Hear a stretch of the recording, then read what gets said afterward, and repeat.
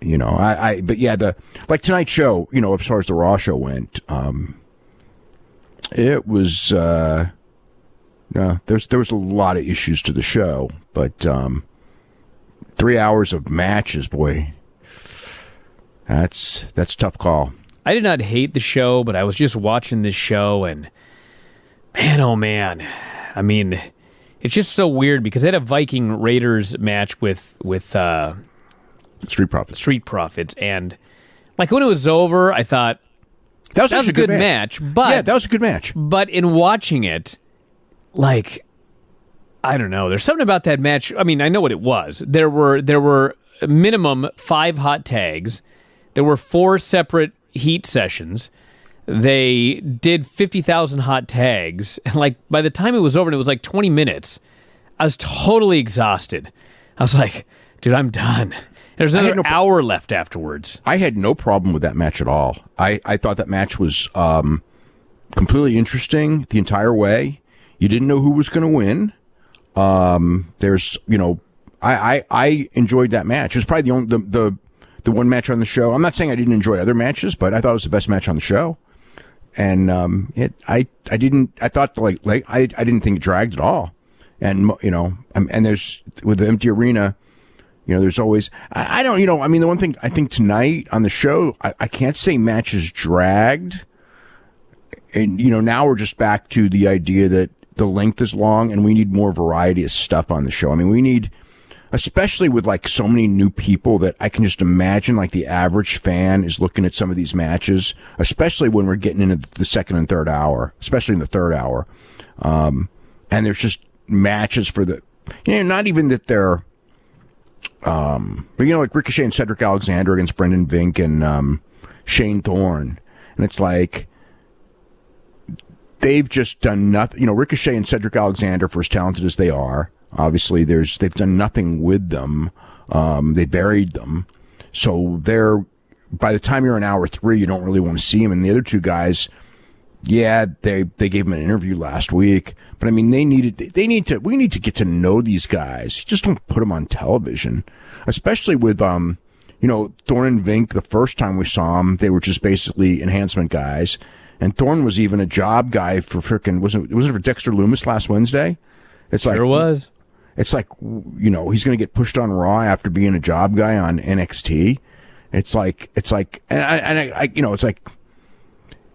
I got nothing against Shane Thorne in that sense, but let us get to know people, rather than, for a few weeks before we put them on TV, especially, I don't know, that was I just wanted, I don't even know necessarily more interviews, although God, like we didn't have like a good interview on the whole show that I thought of. I mean, the closest thing was Asuka. I mean, was there like any like good interviews on the show tonight? No. Yeah, so I'm just like, we can always have just like more variety. The gauntlet.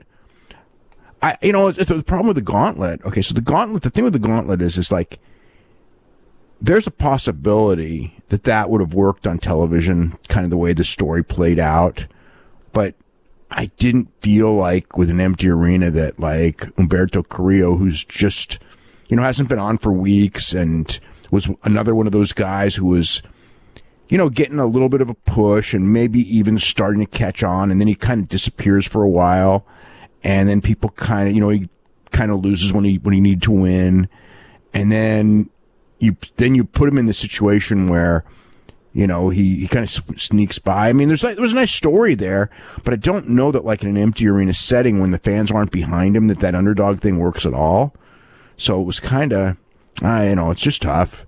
It's, the thing is like, I mean, I guess like AEW's numbers are like kind of like, and NXT to a degree are kind of settling in the sense that, but NXT's 18 and 49s aren't good, but they're not dropping by the week like Raw and SmackDown.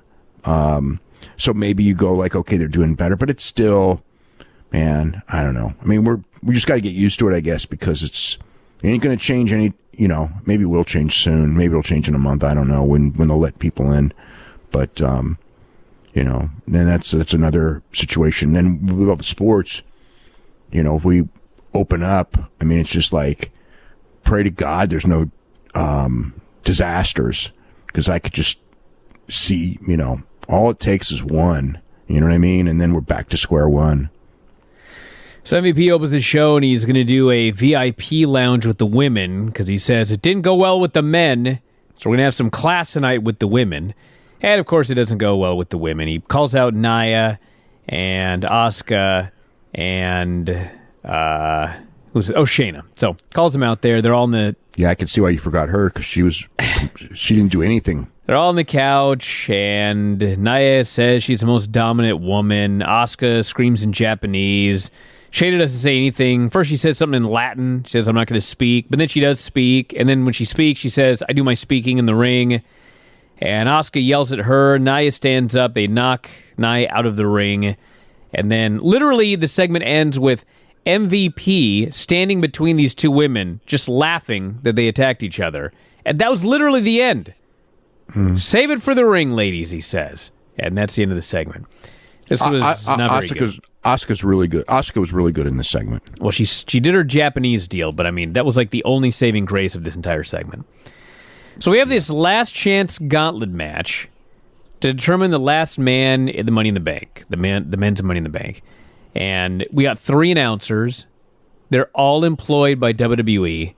And literally the match starts and they say to us, we have no idea how many people are in this gauntlet and who might be coming in next. It's like, is this World Championship Wrestling here? So it starts with Lashley and Titus. Lashley. Well, so here's the thing. So when it ends, how come more people didn't come out? Well, I mean, apparently the ring announcer knew who the last guy was, but they didn't bother telling the announcers. So they don't tell the announcers. Yeah. Okay. So Lashley beats Titus O'Neil in 20 seconds with a spear. Tozawa, who is in the interim NXT Cruiserweight Championship tournament, comes out. He is killed in 20 seconds with a spear. It's like comedy at this point. I know. It's they got this. Okay, I know. Like, there's a lot of guys who aren't coming, or maybe it seems like it because we get the same guys every week. But there's got to be so many people that you can put in there, and I know like they, like Paul Heyman, I know likes Tozawa, okay, because he's so good and he can do the job. But if you're pushing him on the other show, they shouldn't let him have Tozawa for that role. If he's not being pushed on the show, then that's fine. Whatever, beat him every week because at least he's like a talented guy you can beat. I get that, but in this situation, it's like 20 seconds that we didn't need, that you could have put a million other warm bodies in that spot, or not have the body there. That's right, or just not. We have don't that know how many people are in the gauntlet. Right, exactly. Or not even. Yeah, right. But there's somebody else you could have put Lashley in there with. There's got to be. It doesn't have to be him. Denzel Dejournette or whatever. We know that they're there. So Lashley kills this guy in 20 seconds who's in the tournament. And then Shelton Benjamin comes out, who I don't even know the last time we've seen Shelton Benjamin. It's been forever. And he goes 50-50 with Lashley for a while. He runs wild on this guy. It was still a squash. Plus, they Shelton was a star at one point. I don't care what the excuse is, but one guy is in a title tournament on the other show, and the other guy we haven't seen in months. And one guy lasted 5 times as long as the other guy. And it's Shelton Benjamin. They were both squashed. It was the same thing. So one's come on. Shelton got some moves. He ran the guy into the barricade. He made a comeback. He had a kick. Lashley bumped, and then he speared him. He didn't do shit for Tozawa. He speared him and killed him in 20 seconds. Yeah, but it's still a 2-minute match. I mean, it's like it's a more competitive squash because that's Shelton 6 times longer than the Tozawa match. It was, but so what? I mean, so what? We're arguing over something that's ridiculous. I'm arguing over the fact that, don't beat Tozawa in 20 seconds, give the other guy 2 minutes. At least give Tozawa the 2 minutes and let him hit Lashley with a bunch of moves. Give the guy one move. He didn't even get that. He just got killed. He shouldn't have been in the match. He's in this tournament. He should have been in the match to begin with. But I mean, as far as that goes, they were both squashed. You got to make it. Each match, in theory, should be a little tougher because Lashley's a little more tired. Plus, Shelton Benjamin's a lot bigger guy than Tozawa, and he's at one point, Shelton Benjamin held all kinds of championships in WWE, and Tozawa. Dave, you're the same guy who comes on this show, and you complain when people talk about all these titles they held in their career. When they talk about him in their interview. This is 10 years ago that he had all these titles. He has done nothing in years. Yeah. That's far below the level of Tozawa right now, who is in a title tournament on Wednesday on a show that's dying that they would love to increase the ratings on. Look, it's okay. I said Tozawa shouldn't have been there, but the whole point is, it's like we're talking about two guys that both got squashed. One guy got a couple of moves in. He still got squashed. It wasn't like, I mean, if Tozawa had gotten a few moves in there and still got squashed in 2 minutes, I'd say the same thing that I said about Tozawa this time. Still shouldn't have been there. I mean, in the end, it was a spear and it was a squash and it was over. And then we moved on to the next guy. And it wasn't like Bobby Lashley's out there in the next match afterwards, just like huffing and puffing and all tired. No, he went in there and he killed Humberto Carrillo. Yeah, well, that finish sucked. I will say that. He destroys this guy the entire time. He smashes him, and then finally he's beating on him in the corner. The ref says, you got to break. Lashley pushes the ref. The ref says, you can't touch me. You're disqualified. He disqualifies Lashley. Lashley gets back in the ring. He spears Humberto. He gives him a beating. This did wonders for Humberto Carrillo, let me tell you. Just made him look like a geek. Well, I just thought that finish was just... But, I mean, I guess, the whole idea is like, we don't want to beat Bobby Lashley. So then that guy shouldn't have been in the damn gauntlet. Sounds like we should have just had a singles match for this last spot in the Money in the Bank. Yeah, or like a six man multiple person match where that way you only have to beat one guy. And that way you could beat Titus, and then just have AJ beat Titus and we're over with it. But then again, you also have to kill enough time because of you got 3 hours to fill, so you can't do it that way either. So Humberto wins via DQ. Then he gets in there with Angel Garza. Angel just destroys him the entire match. Finally goes for the wing clipper, and Humberto flips over, sunset flip, gets the fluke pin. Then it's Austin Theory versus Humberto. It's the same story. Austin Theory beats the hell out of him the entire match. Finally hits a superplex. Carrillo cradles him on the landing, gets the pin. So another fluke win. Not a fluke necessarily, but it's like just a flash pin. It was a reverse. I mean, it's like, they're trying to protect. I thought that as far as that, I thought that finish was good. Because it was, it's if Theory's going to lose and he's getting a semi-push, it's okay. And it's okay for Carrillo to beat Theory right now. That doesn't really hurt Theory at all, because Theory's not, like, he's not being pushed like he's a world beater. He's just kind of like a guy in the stable. So, and he got some offense, and it was one of those pins where you go out, when it's over, you kind of go, oh, that match could have gone either way. AJ then faces Humberto Carrillo. He's back from the dead. Exact same story as the prior 3 matches. He destroys Carrillo forever. Finally, Carrillo gets a small package for a near fall, and AJ hits him with a gut buster, puts him in the calf crusher, and Humberto Carrillo gives up. So, for those of you keeping track, Humberto Carrillo was destroyed and won via DQ because the other guy beat too much ass. Then he got 2 flash pins, and then he gave up. So, I don't care what anyone says. This did 0 for Humberto Carrillo. It did do 0 for Humberto Carrillo, but, I mean, again, this is one of those things where if you had put it in front of a crowd, if the crowd may have gotten behind him, but, in this situation with no crowd, you knew that the crowd wasn't going to get behind you. So those rules don't really, I agree. It did 0 for Humberto Carrillo. When all said and done, he was just a guy who got, kind of lasted a couple of matches, and in the end, it did nothing for him. So AJ then does his promo. He says, I got buried, so what? I admit it. I get it. Doesn't mean I lost anything. There's no Undertaker to steal my spotlight now. There's no rules in a boneyard match. That was then, this is now. I am going to be in the Money in the Bank ladder match. I will do anything to get that contract. If that means throwing somebody off the top of WWE headquarters, so be it.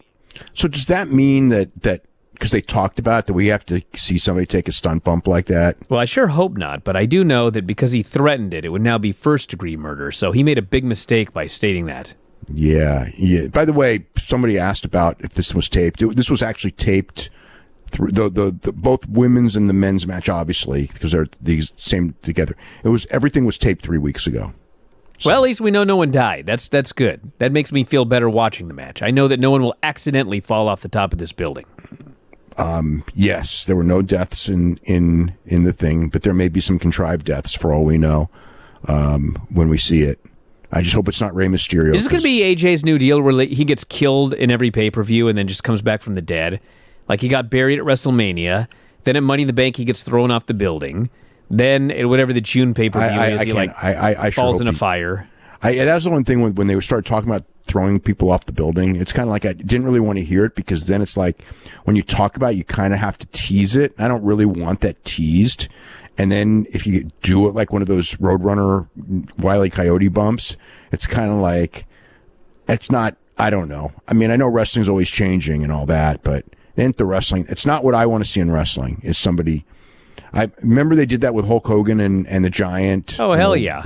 Big Show like 25 years ago. Yes, awful. And it was awful, exactly. But one of the things about wrestling is that what was once awful becomes classic because the kids growing up didn't, just kind of see it and just see it. Don't I know about that today? MJF defending that Mr. T Roddy Piper boxing match at Mania 2. Oh, that match sucked. Oh, you gave it -5 stars. That match sucked so bad. That was one of the worst matches I ever saw. Yeah. It was pretty horrible, that match. The build-up was good, but oh my God, the build-up! I just watched the build-up last night. It was awesome, unbelievable. The build-up was because Roddy Piper was like Edge and Orton, where it was this fantastic build-up, and then the match happened. Yeah, well, fake boxing is pretty tough, and then you put in you say that, but I just watched Mr. T do that boxing match with Bob Orton, and that was awesome. It wasn't awesome, but like it was a million times better than the Mr. T Roddy Piper match was. That's true. It was better, but still, it wasn't that. I don't know. Wasn't that good. We had Charlie and Seth in mid-ring. This was my chance to take a nap, but sadly I wasn't tired enough. He does his monotone promo. I have the utmost confidence in Murphy. Man, he's like a decent enough talker, but this gimmick's got to go. Yeah, they've taken away his talking ability by having him be this monotone weirdo. Well, he's supposed to be, like this mock of Jesus or whatever, but it's just like Jesus was boring. Does he know nothing about cults? Like the whole point of being a cult leader is like you're such a great charismatic talker that people actually do follow you. It's not like, you're a boring, monotone, nothing happening, boring speaker, and you get throngs of people following you. It doesn't even make sense what he's doing. Yeah, I don't know. I just, I'm a big fan of Seth Rollins, even though there's probably reasons I shouldn't be, but I am. But this character, man, I can't wait until he evolves out of this character because it does nothing. It's doing nothing for me at all. It's not about Drew. It's about all of us. I need to save the WWE. They need a leader. I will take that sacrifice. Blah, blah, blah. This failed to get me excited for the match. Now, okay, so this, I'm sure like almost nobody who watched the show will realize this, but this was the go-home Raw for a pay-per-view. Yes. And I mean, like, when it was over, I didn't even know there was a pay-per-view other than those. What? Well, I mean, I know because Rey Mysterio did promos about throwing guys off, and AJ did promos about throwing guys off the roof, and they did angles here and there. But I mean, as far as like hammering, there's a pay-per-view Sunday. I mean, like those promos for the ladder match made me absolutely not interested in the ladder match, so I didn't care. The Drew and the Drew McIntyre and Seth Rollins thing at the end was like it was like by the book normal stuff. I mean, exactly, stuff that's done all the time. But for whatever reason, maybe because there's no fans, I didn't find it. I don't know. When it's like over, it's like, am I excited for this pay-per-view? And it's like, I'm the opposite of excited for this pay-per-view. But so it didn't feel like a go-home show to me. I mean, we had this, I know AJ was a good person to win the gauntlet for sure. He probably should win the whole thing because okay, we don't know, but they were pushing the whole show that Becky Lynch will confront the winner of the Money in the Bank match, which would lead you to believe it will be a Raw person because if it's a SmackDown person, Becky Lynch shouldn't be confronting her unless it's let's see the SmackDown. Who are the SmackDown women that are in this thing? There's Carmella. Well, I don't want to. If she switches sides, I could care less. And I don't know who else is in it. I watch the show every week. Is Tamina in it? No, Tamina's wrestling Bailey. Sasha Banks is in it, right? And no, she got beaten by somebody that's now in it. Who beat her? Lacey? Might have been Lacey. Oh, for the love of God! I don't even know. Hold on a second. All right, let's find our Money in the Bank lineup right here. Okay. So, but my presumption is that it's going to be Asuka, Shayna, or Nia Jax. Well, it's probably going to be Shayna. I mean, do you think? I mean, more than yes. Nia? Nia's the one who's been pushed the most. Well, okay, so we've got Asuka, Shayna, Nia, Dana, Lacey, and Carmella. Okay, well, I can see why we both forgot Dana Brooke, because she's not going to win. Well, I shouldn't even say that because anything's possible, but that wouldn't, yeah. We got Daniel Bryan, Ray, Aleister Black, Baron Corbin, Otis, and AJ. Yeah, I would think, okay, so if we have a SmackDown winner, God, Daniel Bryan, Otis, and Corbin. I could see Corbin winning, but then you're setting up Corbin against Braun Strowman, which it's like we've seen that a million times. We certainly don't need to see it again, but I could see that where Corbin actually cashes in and actually wins this time. God help us. I mean, it's just like I could see that. I could see that because the ratings aren't low enough yet. But I think that would be like a really bad idea. But I think more likely it's AJ. I think a better idea is AJ winning and setting up AJ and Drew McIntyre.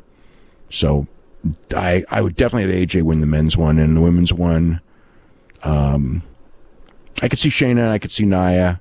They just did Becky Lynch with Asuka, so I don't know that they would go back to that one, even though Asuka's obviously the best of the six.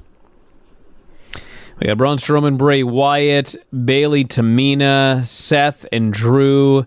And then The New Day versus Miz and Morrison versus Forgotten Sons versus Lucha House Party. Yeah. I'm sure that they've got to announce a couple more matches, but I don't know what they are. Yeah. All right, so back to this Raw show here. We had Charlie. Actually, no, first we had the MVP backstage with Shane Thorne and Brendan Vink offering encouragement to them to beat these guys tonight. This Vink is no dummy. He mentions he's 6'5". The end of his promo. He's got a size 16 shoe. And Charlie's with Murphy, and Murphy vows to win tonight. He says, Seth thinks that he can beat Drew, and I think he's right, but I know that I can beat him. And then, yes, Ricochet and Cedric versus Vink and Thorne. They didn't go a particularly long time. No. But Ricochet tagged in. They went for their finish. Vink powered out. Ricochet took out Thorne with a super kick. And then Vink, who is 6'5", I might add, ran him over with a kick. Ricochet took this horrible-looking bump. Looked like he killed himself. And Vink pinned Ricochet clean in the middle to beat them. Yeah. They built these guys up for weeks and then just beat them. Minutes. They really haven't built them up that much. Because they already beat them once. So, I mean, I could see the way it was being pushed that they were going to lose. And it's at this point, whatever. You know what I mean? It's like Ricochet and Cedric Alexander, that's their role. Their role is going to be to get people over. So, whatever. It's like, what can I say? I like I said, I'd rather have seen like some kind of a vignette with Vink, because I mean, my impression is that Vink has got a pretty good personality and he's a pretty decent wrestler, but we don't know it now. He's just some big dude who has a big foot, and I would rather we got to know him to care. I hope he has 2 big feet. Well, most likely, but. Yeah, like I said, I just wish we got something that we would make us care, because in the end, when it was over, it was like to me, it was like I didn't feel like Brendan Vink, and especially with Shane Thorne because of NXT. It's like I really didn't get the idea that they're going to be stars or anything like that.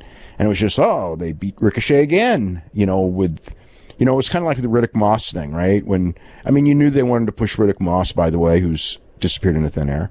But there's whatever.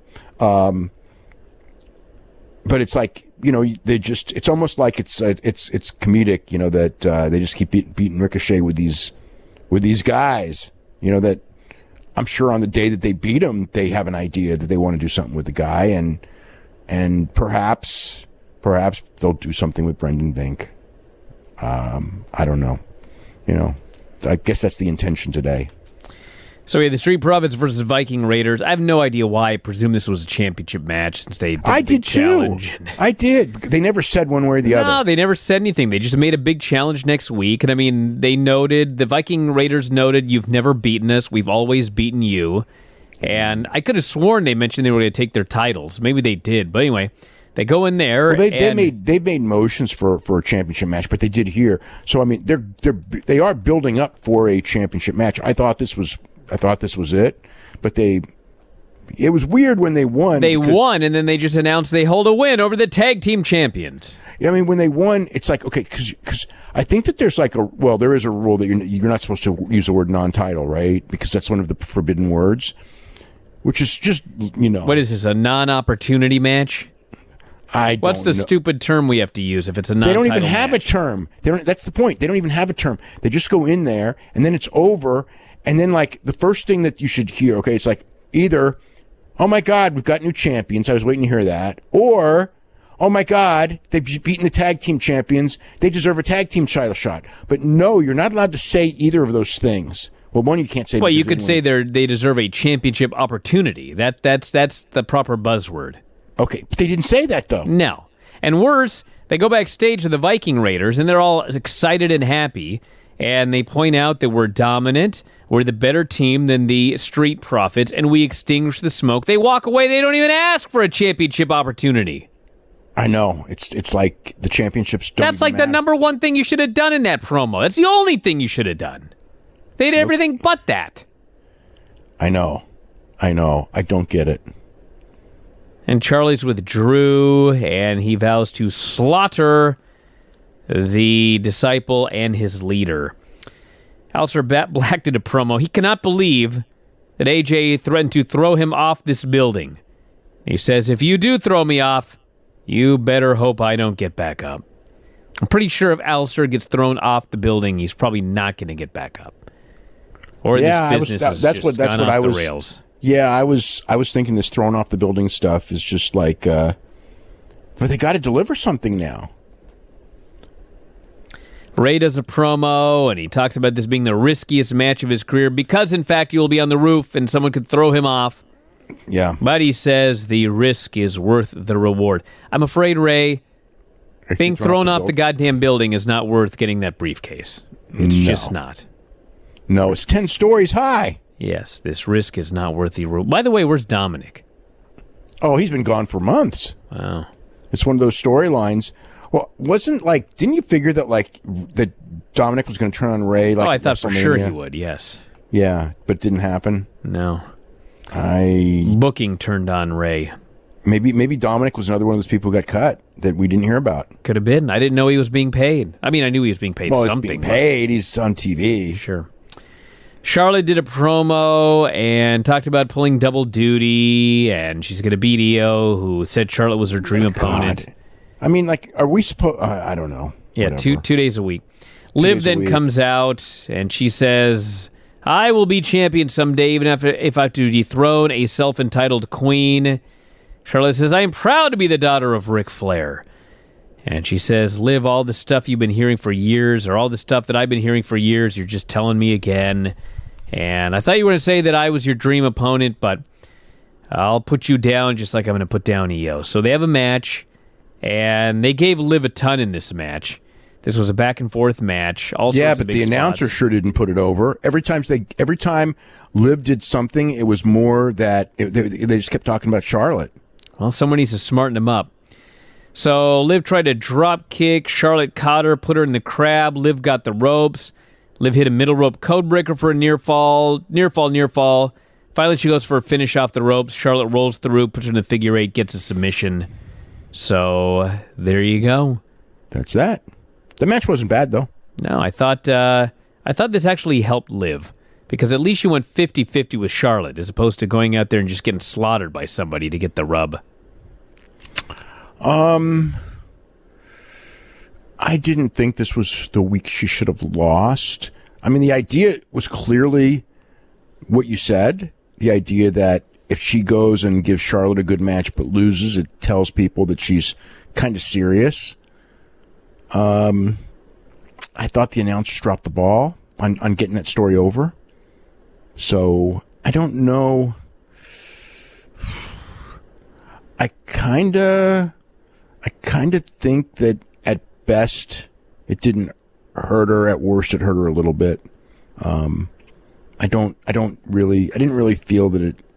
I don't know. When it was over, I can't say I felt like it helped her. I just thought it was. I don't know. I just didn't think. I didn't think that it was the week. I didn't think it was week to beat her. But I guess we'll see how the story plays out. I guess is the best way to put it. If it leads to something later where she beats Charlotte, then I guess it's part of a story. If it's just nothing follows from this, then it doesn't help her at all. Well, I can promise you nothing will follow from this. I mean, I've been watching this show. Okay. Well, I just, when you have these people, I've watched too many Raws in the last 6 months where you have these people who win a few matches, in theory, because we don't know how much. The problem is, like, if there was a crowd, it would be different. Like, and the crowd got really, really behind her in the match, and the near falls got over really big, and Charlotte sold like, oh my God, I could lose, which she never did. There was at no point in the match where Charlotte was selling like she could lose. Perhaps. You can, do a thing where, you lose, but you get over, because that does happen at times. But I wasn't feeling that. I thought it was just kind of, I just thought when I was watching, it's like, Liv's doing pretty well. And, I mean, the match went almost exactly like I envisioned it. So I guess if you're going to do the match, it was probably what you were going to do. Because obviously Charlotte's not losing. She's NXT champion, and she's got Io's the opponent, not Liv Morgan, and then you're probably going to have Rhea Ripley after that, if not somebody else. So, yeah, I don't know.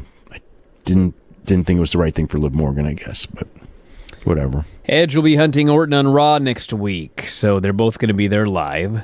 I guess they don't have any other opponents for Edge.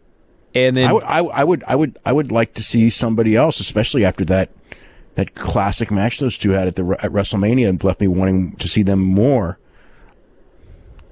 We had Drew versus Murphy in the main event. Seth is watching on the ramp, and for the 4 minutes or so that this lasted, I thought it was pretty good. And Drew made a comeback, chopped the hell out of him. Murphy had the super kick in the corner, sit out powerbomb. Drew kicked out at 1. Murphy mocked the 3-2-1, goes running, gets hit with the Claymore, and was beaten. And then, of course, Seth acts like he's going to get in the ring. Drew begs him to get in the ring for a fight. Seth bails. They play Drew's music, and then Seth runs back. But as he beats him up, Drew makes his own comeback again, hits him with the headbutt, and goes for the kick, and Seth bails. So Vince is all in on this guy. Every trick in the book. You can't even lay this guy out at the end of the show. He's always going to be standing tall. Yeah, no, they're definitely doing a good job with Drew. Yes. I mean, as far as... Finally. Yeah, it's just the wrong time. But that's, it's just tough. But, yeah, I mean, as far as, like, booking him strong and all, they're doing that. I don't think Seth... should beat him. I don't expect Seth to beat him either. I mean, this is absolutely the wrong time. Big congratulations to Seth Rollins and Becky Lynch. Becky announced at the beginning of Raw tonight that she is pregnant, and they created a storyline where she said that she had talked to WWE officials, And the Money in the Bank ladder match was, in fact, for more than just a contract. It was for the belt itself. And because Asuka won, Asuka is the new WWE Raw Women's Champion. And they had a big hug. Becky's crying. Cut this great promo. It was an awesome moment on Raw. And I guess we'll see where her career goes. She's out for quite a while. Yeah, I mean, it's kind of shocking in a lot of ways. I mean, she's in the middle of a big run, longest reigning champion in a long, long time, and the most over champion in a long, long time. Actually, maybe ever, when it comes to that women's title, or one of the most of all time. Maybe the most. So it's kind of unexpected in a lot of ways, but there you go. I mean, congratulations to them, and it looks like Asuka and maybe Shayna Baszler's the direction. Just from watching the TV, it seemed like Shayna was getting a big push. No Nia Jax on the show, so it feels like the direction they're going. And I mean, it's a good wrestling direction, and Becky Lynch in the promo pretty much said that Asuka's the best wrestler in the company. She didn't even say male or female. She actually said the best wrestler in the world. Well, maybe she's better. I don't know. I best woman wrestler in the world. No, best wrestler. Didn't even specify male or female. Well, yeah. I could never go that far, but that's fine. It's a promo. But there was hyperbole bookending this show. We'll just put it that way. Yeah, I mean, there's not a way that you could say that. I mean, even if you want to stretch it as much as you want to, there's really no way. I mean, she's one of the best women wrestlers in the world. I don't know that she's the best wrestler in the company. I mean, when she was in NXT, there were times I thought she was, but on main roster, I couldn't say that. But whatever, I mean, as far as of all the women wrestlers they have under contract, I would say her and Io Shirai are the two best. So, so I mean, it's good. Whatever. So they did an interview with Becky for People magazine, and basically she said that around fall of last year, she realized that Seth Rollins was the man that she wanted to have children with. And she always wanted to have kids, didn't know if it was ever going to happen. Said around WrestleMania, it was around April, she said, she did a pregnancy test, and it came up negative. But she just had this feeling, and so she went and she got a digital pregnancy test, and she used the new test, and it said, pregnant! And she apparently used the first one incorrectly, but she's very, very happy about it, but she noted that it's very, very difficult, obviously, because for all of her life, it's been all about herself and her career, and now there's been a big change, so... Yeah, it's huge. And then the question is that, after the child is born, then you have another big decision to make. Do you want to go and continue your career, or do you want to stay home? I mean, now it's not so bad. I mean, it's in the sense of, but who knows what it's going to be like in a year? I mean, this is something no one can predict, because number one, you don't know what your emotions are going to be like. Everyone's different. There's women who just want to get right back in their career, and there are women who don't. I would think that there's a good shot she'll want to get back in, but everyone's different. And the schedule is, it depends on what the schedule is. If we're in the situation where it's just once a week, that's a different mentality than if it's a more arduous schedule. Or if she's a big enough star, and if they are back to a more arduous schedule, that she can have it arranged where she doesn't have a more arduous schedule. So there's a lot of different factors involved in what's going on, and that's not anything that's going to matter for probably about 10, 11 months, something like that, or longer. So, it would be maybe 10, 11 months or so. Maybe next year's WrestleMania would be the return, if she wants to return. Actually, I could see that from a timing standpoint. But then there's a question of like getting in shape and things like that. Who knows? I mean, so many different factors. So also on the show last night, they just absolutely randomly announced, Drew McIntyre in a promo, that there is now a brand-to-brand invitation, because every time they do this, there has to be some sort of new wacky phrase. They have to have a new name. Yeah, I mean, it's like, if you look at it, last week when those ratings came in for both SmackDown and Raw, I mean, it was like, okay, they're going to make a change. I mean, it's a lock. The ratings dropped too hard. I mean, when you're at that level, so it's either get rid of the whatever, which I thought was a chance, and if that was the case, the problem is who you put in the spot, and realistically, that's not going to change anything, because it's I mean, the problem is lack of continuity and long-term pushing and things like that, and that's a Vince issue. So the other one that you do is you add more talent to each roster by ending the brand extension or whatever you want to call it, and they've done that many times. In fact, every single time they've done this, at some point they've had to rescind it because the ratings have dropped. It's like every single time this has happened, and this probably would have happened anyway at some point. Might have been 6 months later or 9 months later, but they were going to do this because every time they do this, it always ends up back that way, and it usually solidifies the ratings. They usually don't drop from here. That doesn't mean that will happen this time, because it's a very unique situation. But historically, it usually, usually, I can't say it helps, but it does maybe lower the drop, because you have more options of people to do, and you can do new matches. And what a great option they've started with. The Drew McIntyre, Baron Corbin main event promised for Raw next week. Well, it really isn't too bad, because I'm pretty sure that Drew's just going to beat him. So for a first one, you just get like someone who's, you would want someone who's a heel on the other brand, who's a big enough star, but not the top heel. I mean, if it was going to lead to, like if they were going in the direction of Strowman, because like when they did it, I thought that, okay, what are the heels there? And it's kind of like, you don't want to, Bray Wyatt's in the championship picture, so you don't really want Drew McIntyre to beat him.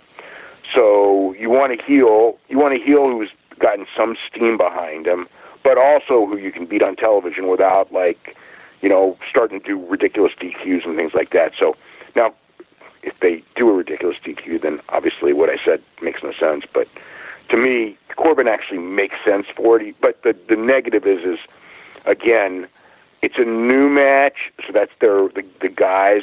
But realistically, it's Corbin, and how much of a ratings difference is Corbin going to make? And my gut is zero. None. Yeah. So you're doing it, but so it's the novelty of the new match. But number one, it's just I don't know.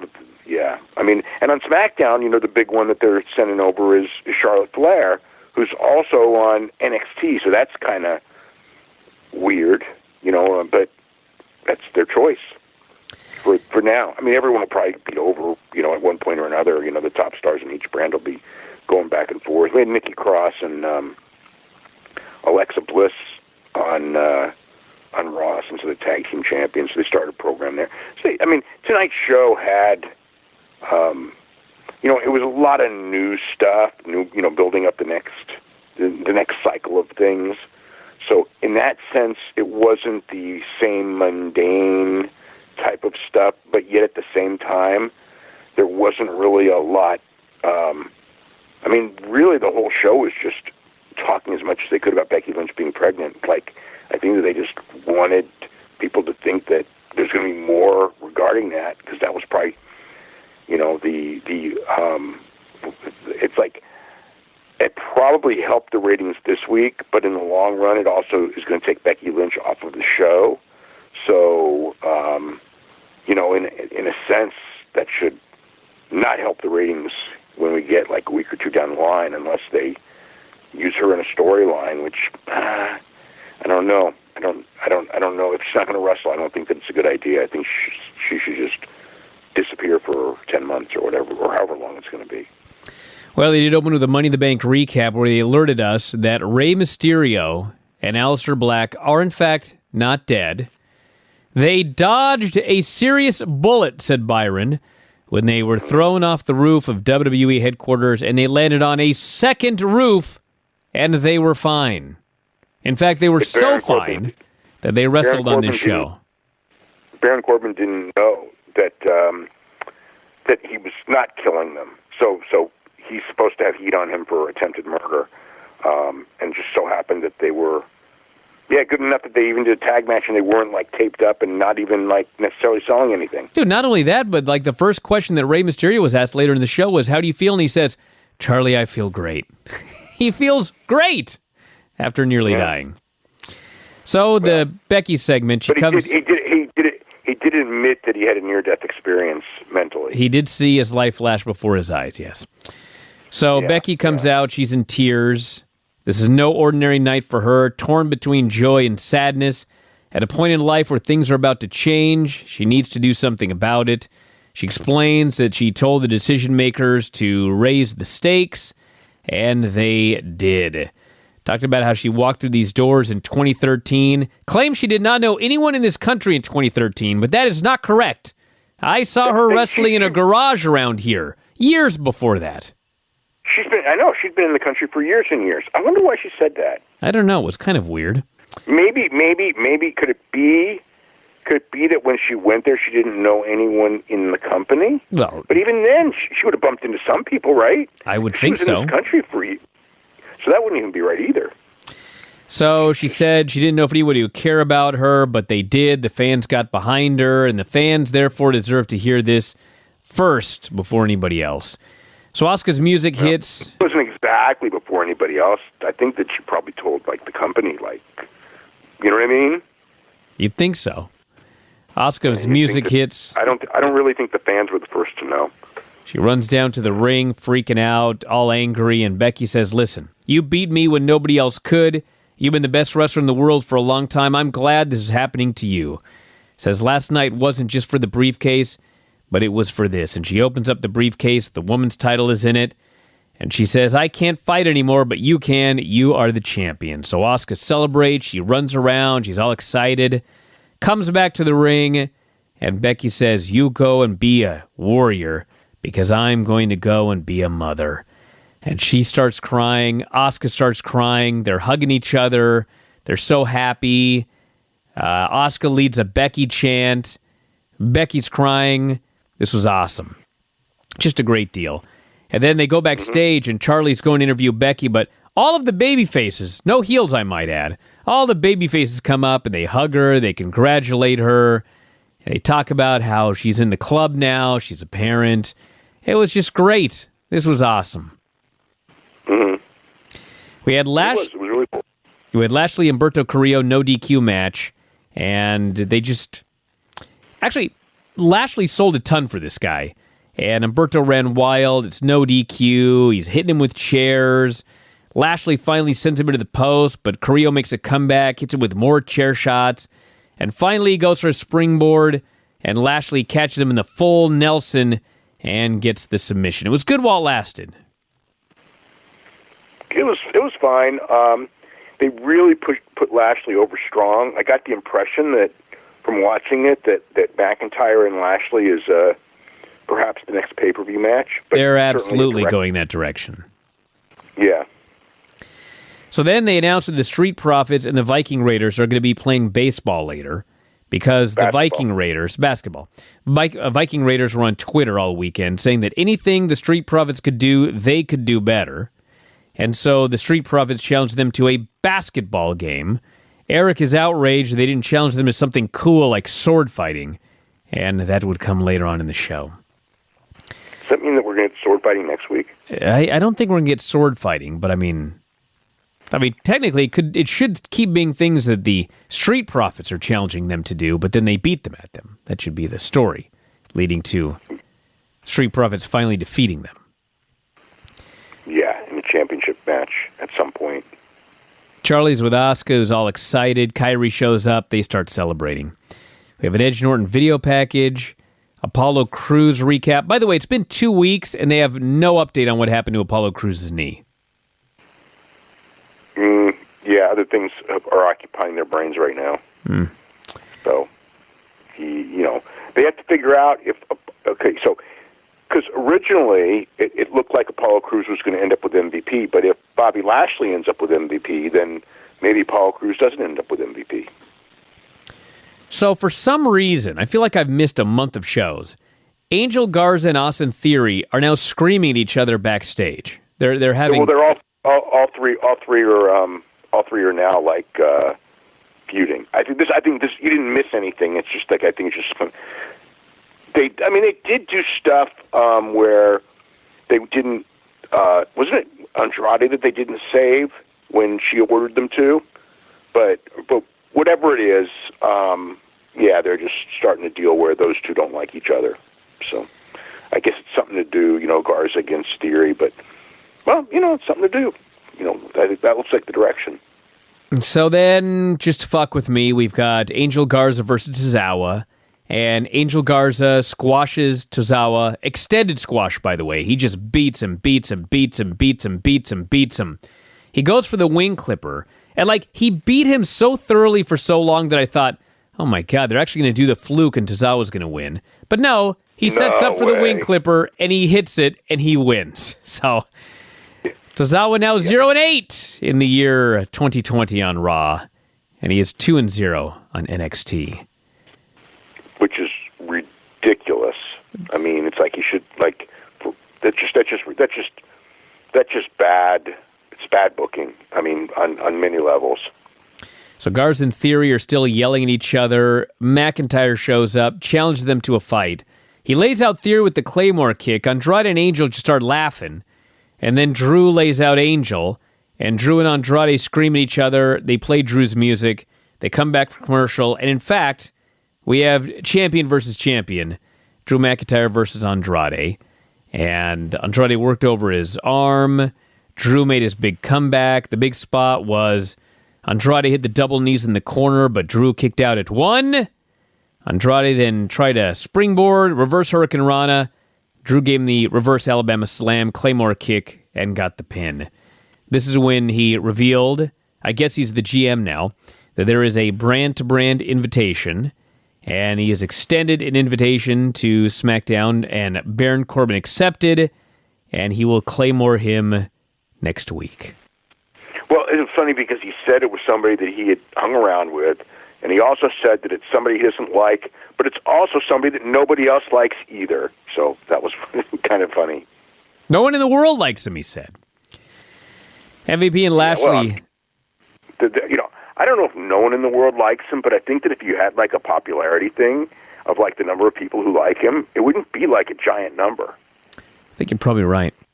MVP and Lashley are having the discussion, and MVP says you need to stay angry and stay focused. That full Nelson is awesome, but listen, why are you fighting a guy like Humberto Carrillo when you got fools from SmackDown that are fighting for the title here on this show?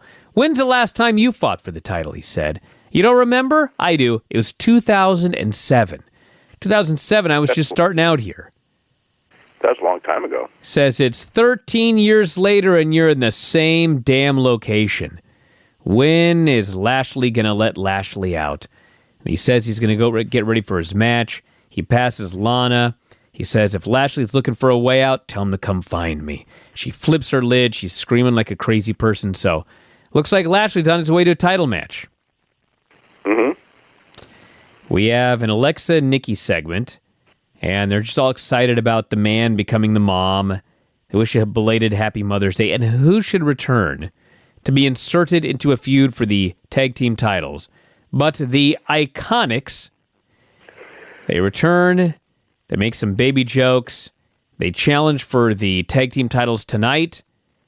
Nikki and Alexa don't want a title match, even though they're baby faces. Alexa says you don't just waltz in here and demand a title match. So Bayley says, fine, just have a match with us. It's a very easy negotiation. So we have a non-title match, and I was expecting a gigantic disaster, but it was okay.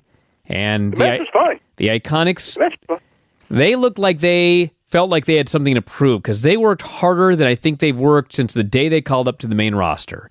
And they ran wild. I didn't see them working harder, but they worked better.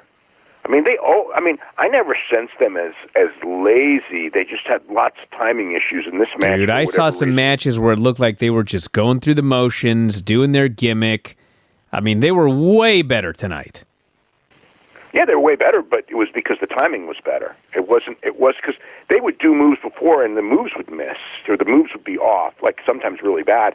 And this one, they so it's a credit. Either they've worked on their timing or they work real well with Bliss and Cross and that. But it wasn't. I didn't look. It's not like they worked harder. They just didn't botch anything, and they didn't miss time stuff. Like they weren't. And that was really the problem. Is you used to watch them, and their stuff didn't. It was their stuff didn't look good, and in this match their stuff looked good. Lexa ran wild. Iconic sent Nikki outside, and then they double team Alexa and pin her. Very important note. The deal is that Billy Kay hit her in the throat. So I guess one of the things they're trying to get over on the shows is that the throat and the eyes are vulnerable, which, I guess in real life they are. That was, because it was like this thrust to the throat, and they were acting like it was an illegal, vicious maneuver, and beat her, essentially beat her with it. Although they did try a magic killer, and it didn't look like a magic killer. It looked like an attempt at a magic killer. So that move was not so pretty. Then Charlie is with Ray for the funniest interview. Ray says, "I feel great today, but going into last night's match, I kept hyping myself up, saying the risk is worth the reward. The risk is worth the reward. I'll be the first to admit I saw my life flash before my eyes when Corbin tossed me off the roof, but a miracle happened. 10 seconds after I was thrown off the roof, I landed on a second roof 6 feet down. 2 seconds, he says. Got to get the timing right for the physicists out there. But he says it was too late. He congratulates Otis. I tried my best, he says. I just couldn't get the job done. All of a sudden, up walks, I guess it's Seth Rollins. His hair's all disheveled. He's, not sucking in his gut. He's just trying to look as homeless as possible. And he just stares at Ray. And Ray says, "May the best team win tonight in our match. And by the way, congratulations. Being a father, Seth, it truly changes your life. I am genuinely happy for you and Becky." And Seth just stares at him, and then he just rambles off. And Ray can't even believe his eyes, and he unhooks his mask, and he just whispers, "What a dick." I laughed so hard. This was great. That was interesting. Yeah. MVP and Shane Thorne and Brendan Vink versus Truth, Cedric, and Ricochet. If you want to know how far Cedric and Ricochet have fallen, they did a 6-man tag here. Truth got the win while he was playing Pretty Ricky, and his teeth fell out. And afterwards, Lashley came out and speared Truth to death, put him in the full Nelson, and laid him out with his kick. I have no idea where Cedric and Ricochet went. They just disappeared off the face of the earth. And that was the match. Mm-hmm. Yeah, very, pretty much of a nothing match. I mean, the one thing about it was last week it looked like they were trying to do something with Brendan Vink and Shane Thorne, and this week it was like, okay, they're really not trying to do something with them either. It was just, because this was all Well, about Dave, really, it's been 3 weeks. Yeah. It is amazing how that happens. Jinder Mahal promo, honored to be back on Raw. Been a long 10 months. Yeah, just total babyface promo. Well, yeah, I guess he's elated to see Drew prosper. Former champion deserves to be loved and respected, just like Drew, on a new journey. And this time he says it will be a hero's journey. So he's either a babyface or he's a full of shit heel. I can't decide. Yeah, I thought, he came across like trying to be a babyface, which would be tough. We'll see how it goes. I think the idea is they want a babyface from India, and he's the guy. You know what's funny about that? When they gave him that title run 2 years ago or whatever, I asked the same question.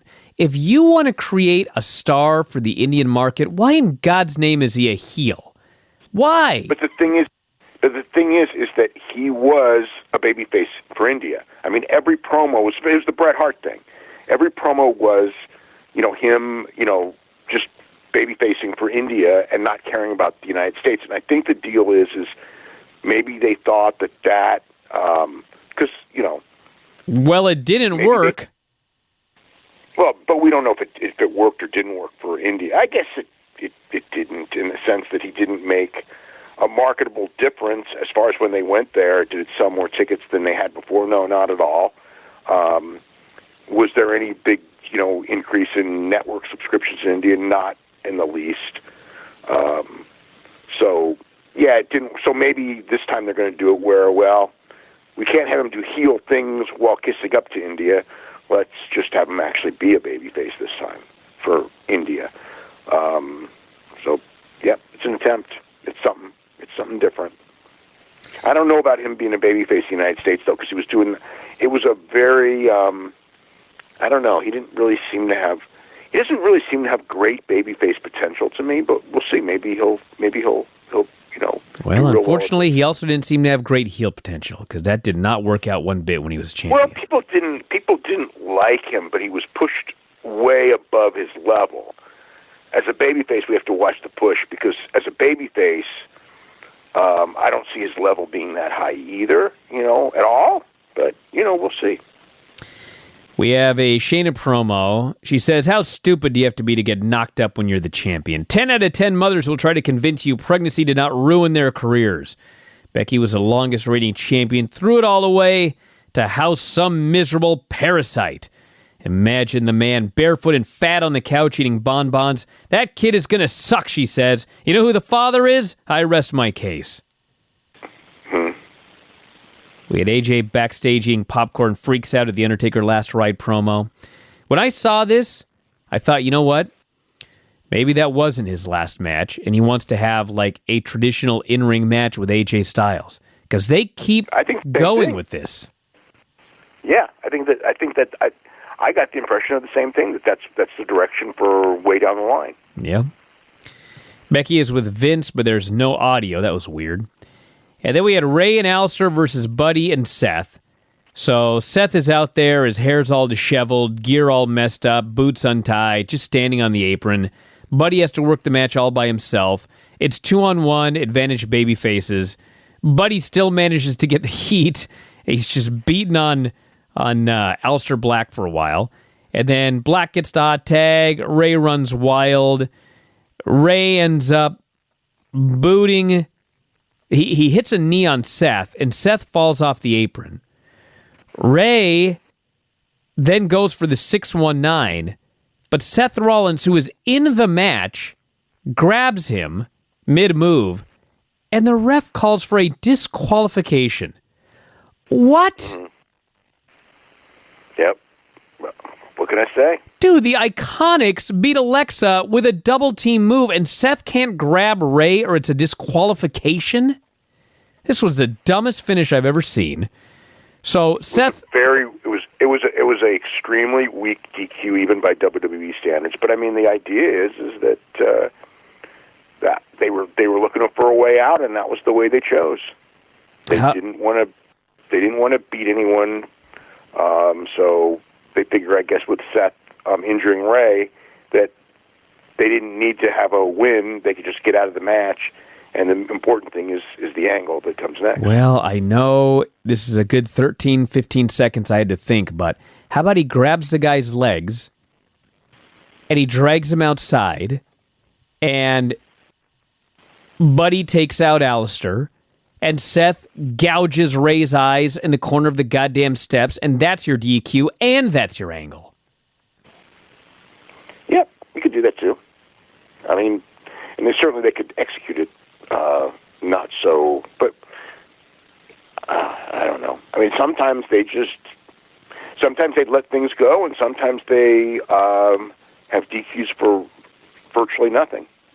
Well, he gouged his eye on the corner of the steps, and then the guys came out, and Ray's blind, and there's blood, and they take him backstage. They go to commercial, they come back, they're working on his eye, he's got his mask off.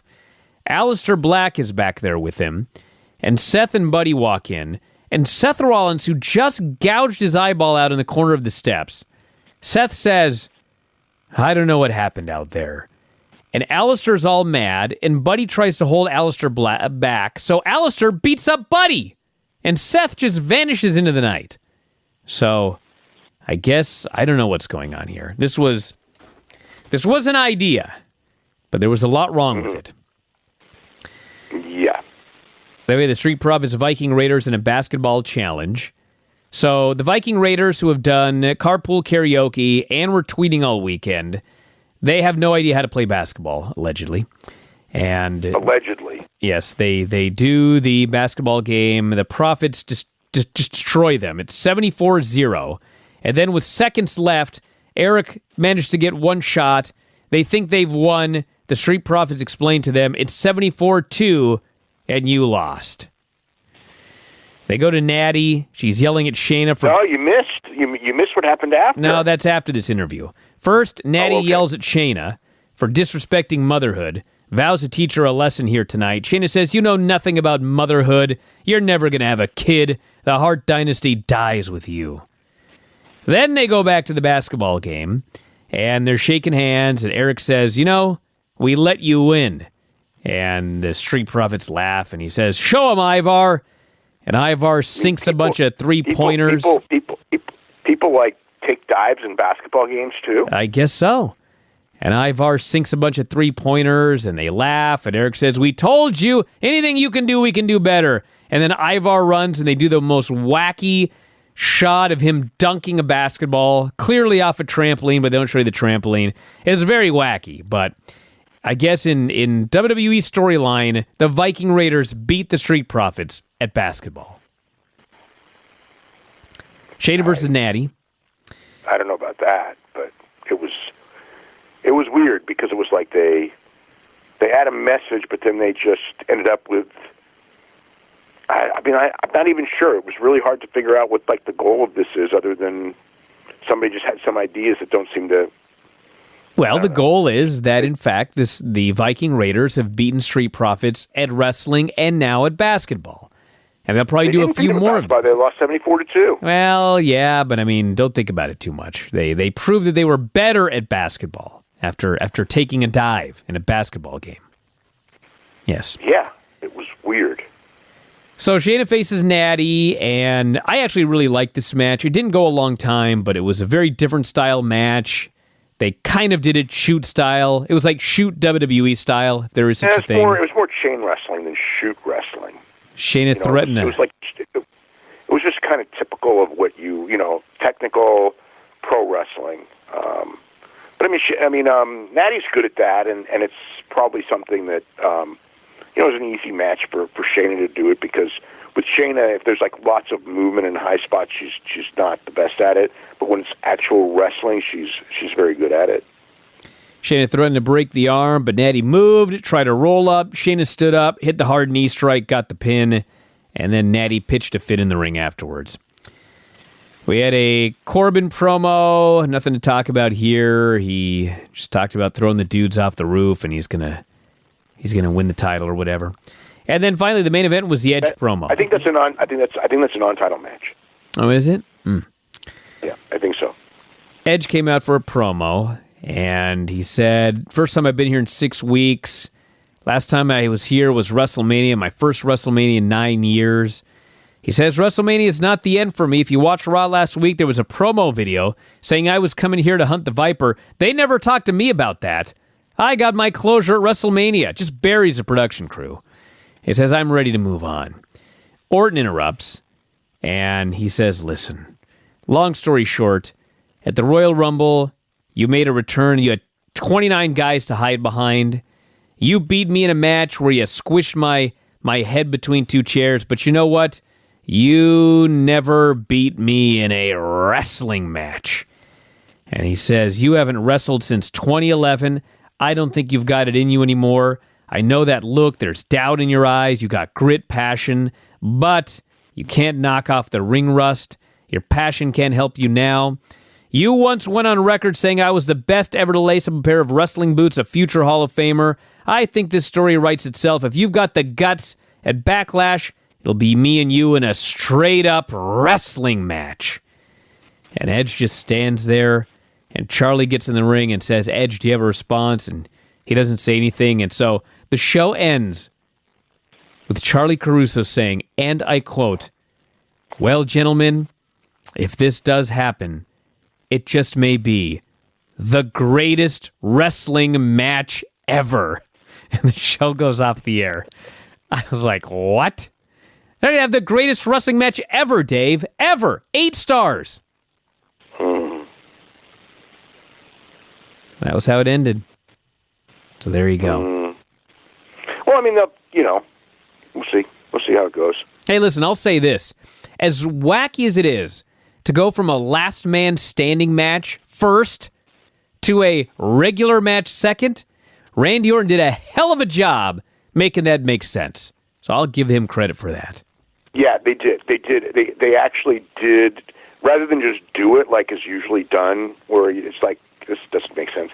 They actually explained why it made sense, so it was okay. It was good. So obviously that's going to be at the next pay-per-view, one of the key matches on it. And I'm sure they'll have a really good match because Edge is into good matches, and I think probably feels he needs to prove something. They're both into good matches. Randy Orton? No, I mean, he tries. He just has his style. Randy Orton's just kind of into going through and, just going through. I mean, he's not into bad matches, but it's just like he's just kind of there. He's a talent for sure. But I mean, for a guy with the talent he has, he's had an inordinately few great matches. I mean, I don't think that there's ever been a guy so talented that I've ever seen who really doesn't have great matches. He has good matches and average matches, and on occasion, very good matches, but not too many great matches at all. What do you think of this Raw show? A lot of short matches. I don't know. I mean, it was easy for me to watch. I didn't like. There's nothing. I can't say. Was there any great interviews? Nah. Was there any great wrestling? Nah. I actually thought Edge and Orton were very good.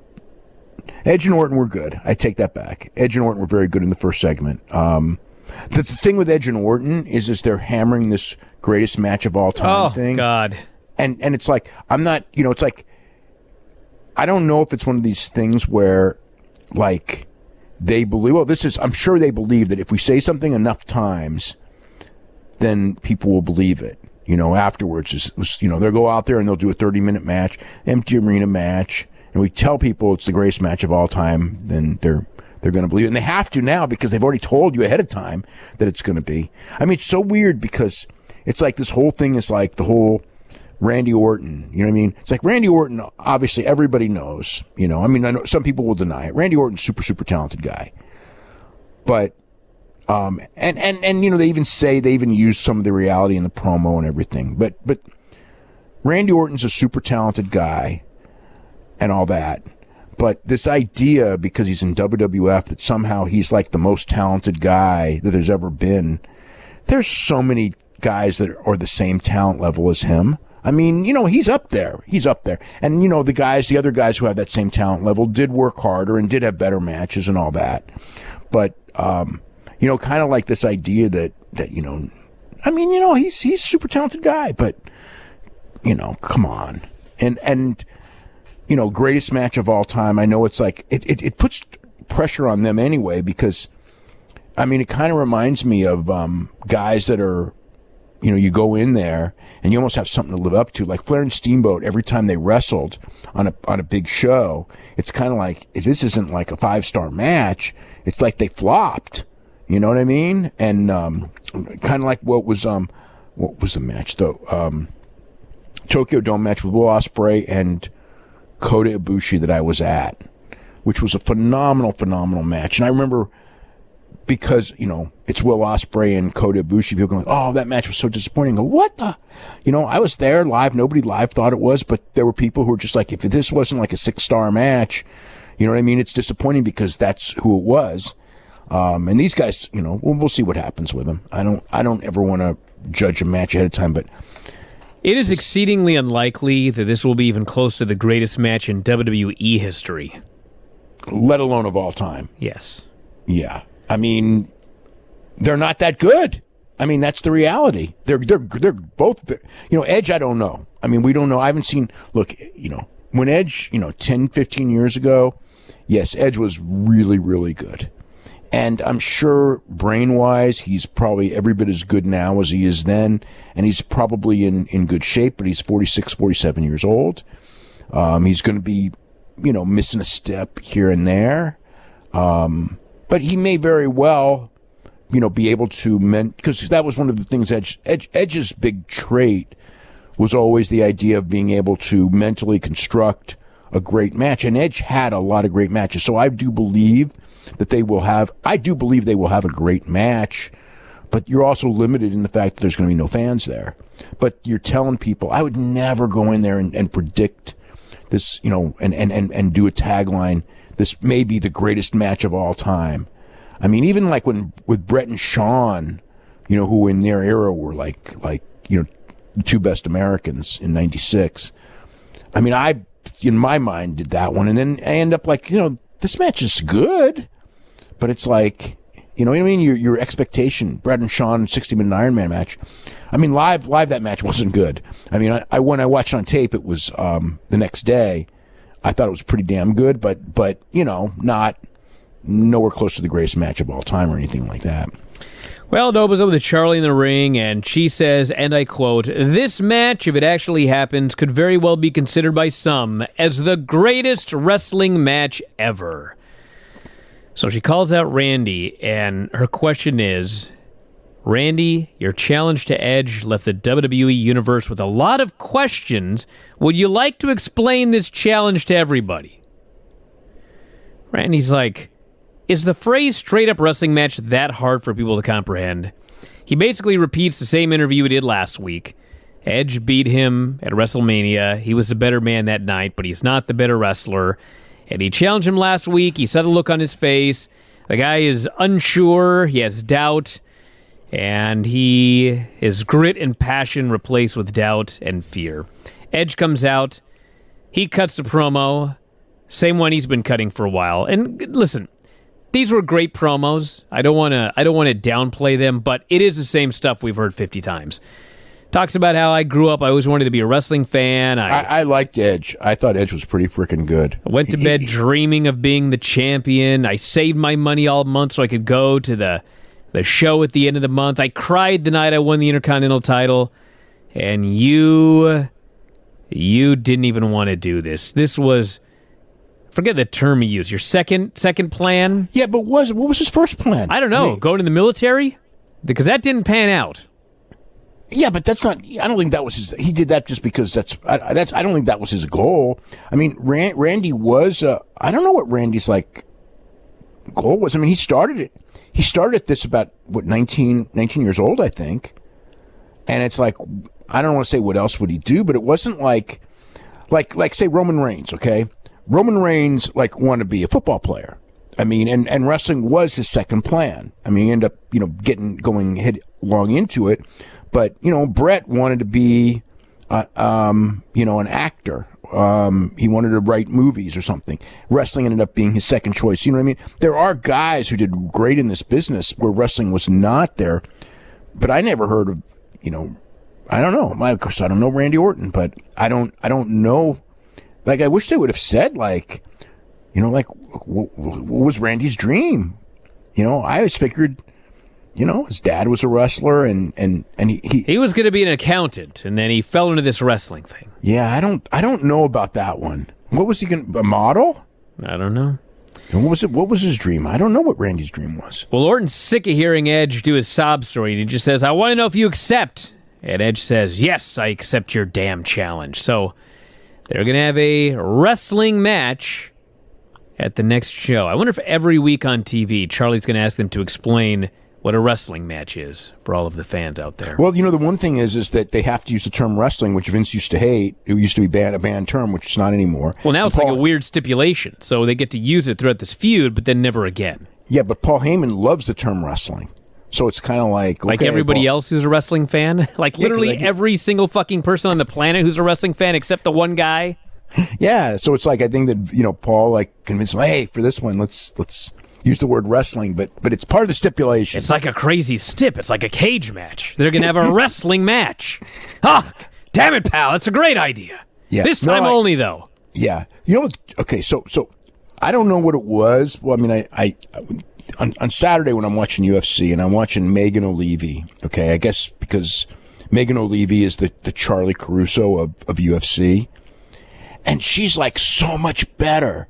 I'm watching this going like, and again, this is not Charlie Caruso's. I promise you, if you put Charlie Caruso in the UFC, she would be 1,000 times better than the Charlie Caruso that we watch every Monday night. I believe that. And if you put Megan on WWE programming, she would come out and ask a stupid question every single time she's out there. Yeah, that's what they do. Yeah, I watched on I believe it was Road 2 today, and Jen Decker was on, and I'm watching her. And she's just talking like a normal person, and she's running down, Sunday's or Saturday's pay-per-view card. And I'm going like, she is so different from Charlie Caruso. Like Charlie Caruso's like this, every word feels like it's nothing that she would say. It's like not the way a person would talk. Jen Decker's talking like a normal person. Megan O'Leary's talking like an expert, like you're asking real questions that you would actually ask in a real sporting event. And it's just like, it's so much better. Like, it's like so much better. Like what they're doing, and again, it's like, it's not necessarily, it's not at all really. I wouldn't even blame Charlie Caruso. It's the job that they're hired to do, but it's so bad. It's like, just like, let him talk like a normal person and let him, act like, you're like who likes this? You know what I'm saying? It's like, is anyone like ever defend this and go, no, we want these women to be given these stiff questions and asking these questions that sound so cheesy and bad and that nobody would ever ask. And every time you ask, you palm your head and go like, what the hell is this? It's like nobody clamors for this. It is so weird. Well, I'm not clamoring for Seth Rollins promos. He comes out, he cuts a very boring promo. I almost fell asleep. The point of it is that he helped Ray by taking his eyeball out, and someday Ray will say thank you. And so he wasn't. They wanted him Ray, to apologize, but instead he wanted like Ray to thank him for what he did. And I guess like it's so weird also because it's like the whole the beginning of the show, they did this big package for Becky Lynch, and they didn't really talk about her that much during the body of the show, but it was certainly brought up. But at the beginning of the show, it's like the whole thing is like Becky Lynch, she's the star, and the beautiful package, right? And then there's Seth, and it's like, it feels so awkward that he's doing this gimmick that wasn't good to begin with. Like, I could see, like, if Seth Rollins was doing this heel gimmick that was on fire, and then this thing happens, and it's like, nah, let's just continue the gimmick. But he has this terrible gimmick. It's like, this is like a great excuse to like, let's just ditch this gimmick and turn him babyface or something. But I know that maybe they just want him as a heel. But even if you want him as a heel, just get out of this gimmick. This gimmick is freaking death.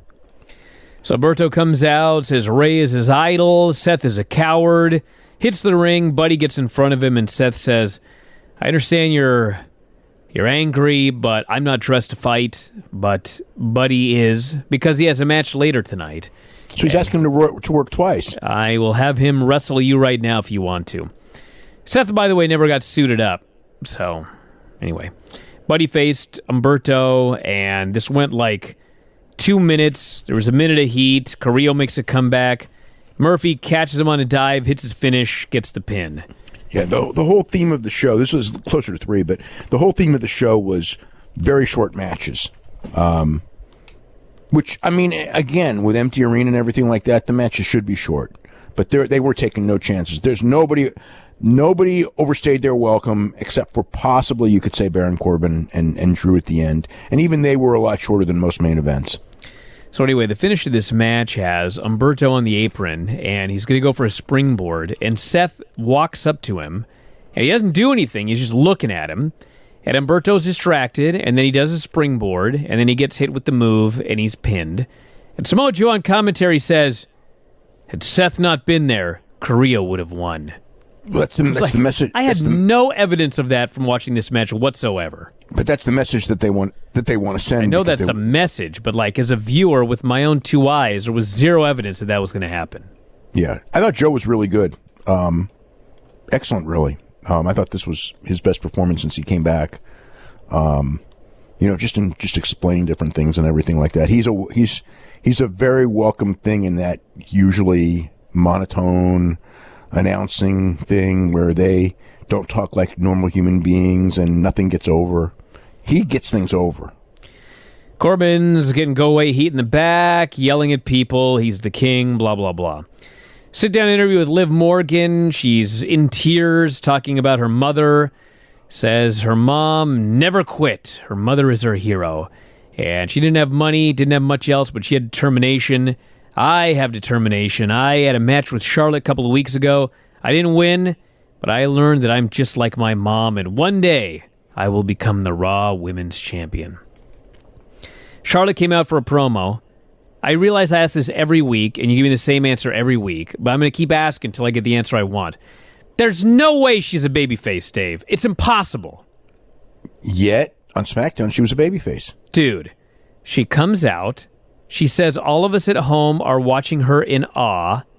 She's just supposed to be a star. Like she's not a babyface and she's not a heel. Dave, she is a heel. She tells us that we are in awe to see her. She goes on and on about how she's the hardest worker on all three brands. That's supposed to be a shoot, even though because she's on all three brands and nobody else is. She faces Ruby Riott here, and she gets the heat by grabbing her by the hair and throwing her into the ring post. There's nothing babyface-ish about any of this. And finally, this match also didn't go very long. Ruby tries a right kick, Charlotte grabs her, figure eight, gets a submission. That's the match. It was there. To build up so Charlotte and Bayley are wrestling on Friday night. Champion versus champion. The second of 4 appearances that Charlotte can make on SmackDown in the year until, actually, May of 2021. So keep track. Yeah, right. Yes. Come on. Those are the rules, Dave. Don't tell me they're not going to abide by these rules. They're not going to abide by these rules. Come on. Are you kidding me? You're going to tell me she's a babyface next. It's ridiculous. Charlie's with Lashley. And MVP walks up and he says that him and Lashley have talked. They will not be doing business today. Lashley is too focused on clowns.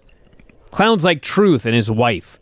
He used reverse psychology on poor Lashley. Lashley's mad and MVP says, listen, what would it feel like to put that full Nelson on the WWE champion?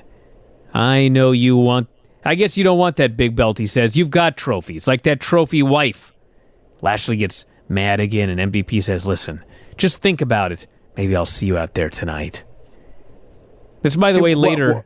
Why would Bobby Lashley be facing R-Truth? Didn't he, just destroy R-Truth like it was nothing already? I guess R-Truth challenged him, and he felt like, what the hell? I'll beat this guy again.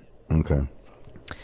So we have a show-long axe-throwing competition deal, because last week the Street Profits and the Viking Raiders played basketball, and even though they lost, the Viking Raiders proved they were better at basketball. I guess that's the story.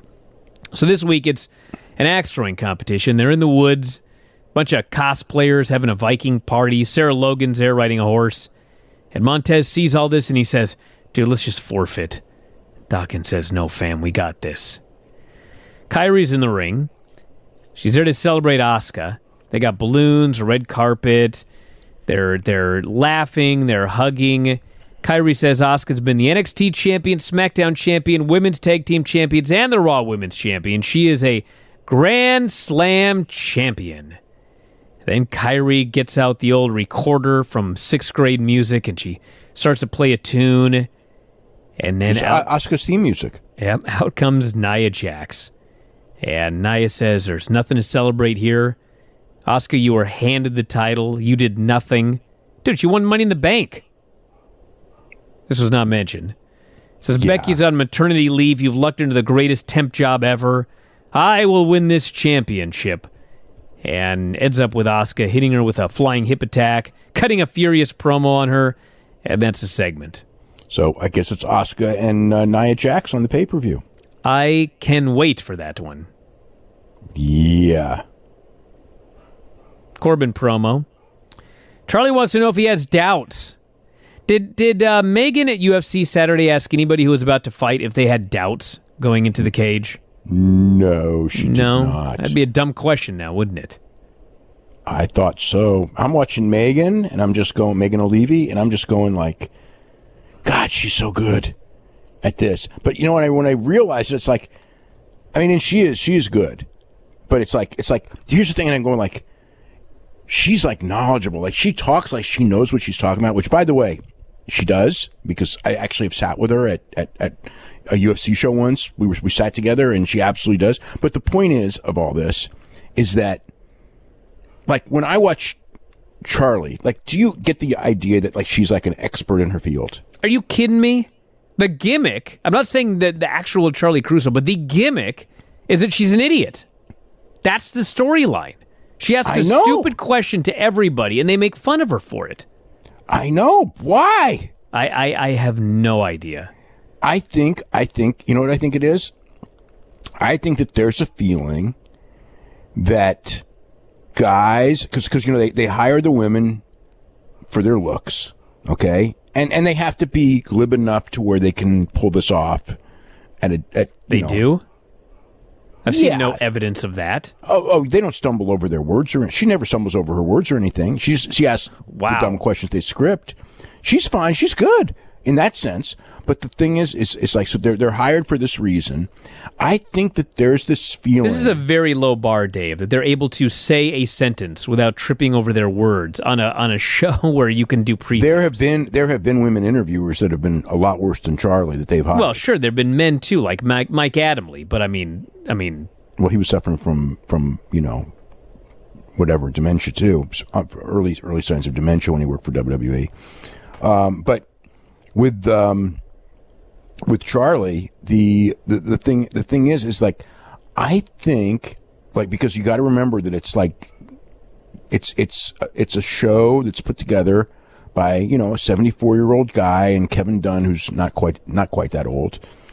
But they have like this mentality, you know, they have the certain mentality of the audience. They have the idea that the audience is, you know, the audience wants hot women. That's what they're there for, even though we give lip service, you know, for other things. And I think that they think that like an intelligent woman is like a turnoff to their guy fans, and their guy fans want like kind of, I don't say airhead, that's too strong, but not women who would threaten them intellectually, or where they would go like, you know, like, oh, this woman's smart, that's not good. And so that's why all those women are kind of like there to be at this kind of level. And I think that it's like so wrong, because like that role adds nothing. And I don't think that guys would be like, what's the word I'm looking for? Like it would be a negative to guys if the woman is like, acts like she's really smart and actually knows the subject at hand and can discuss things. Because Renee Young is not has never been put in that position at all. She's never been dumbed down. She does not ask dumb questions, and you know, nearly as much. She clearly knows the subject, and I've never heard anyone complain about any of those aspects when it comes to Renee Young. So you can do it, but then you got Charlie out there. I mean, it's again, it's very clear that she's, you know, she could be much better than she is, and they, you know, whatever. I don't know. I just, you know, when I watched, you know, like again, watching Jen Decker and watching Megan O'Leary just in the last couple days, and it's just like, it really hit me. It's like the difference is like staggering, and WWE should be the one. Realistically, they're the television company. They should be the one where, you know, the people who work on that aspect on air should be so practiced, because it's they have the facilities, you know what I mean? I mean, they should be They should be the best of all of them, and they're not. They're the worst of all of them. Well, anyway, Corbin says that no, he is not having doubts. And he says, I swear to God he says this, I will beat Drew tonight, and the time after that, I will take the WWE Championship from him at WrestleMania. Why WrestleMania? So his plan is to win a non-title match tonight and then wait 11 months to get his title match? That's his plan? That's what he said. I know. I thought the same. What was that?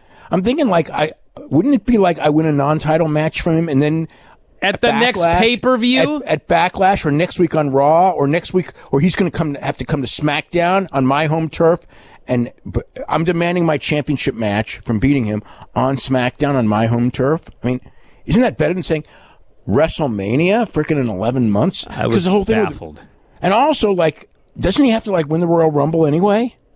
Hey, maybe if he beats him here, he can just overlook the Rumble. Like they're going to remember this in 11 months? Well, I don't know. Vince won't even remember. It doesn't matter because he didn't win. Well, he wasn't going to win anyway, nor should he have. Truth does a promo, clips of him getting killed by Lashley last week. His childhood hero, John Cena, he says, would never give up. I'm not going to give up.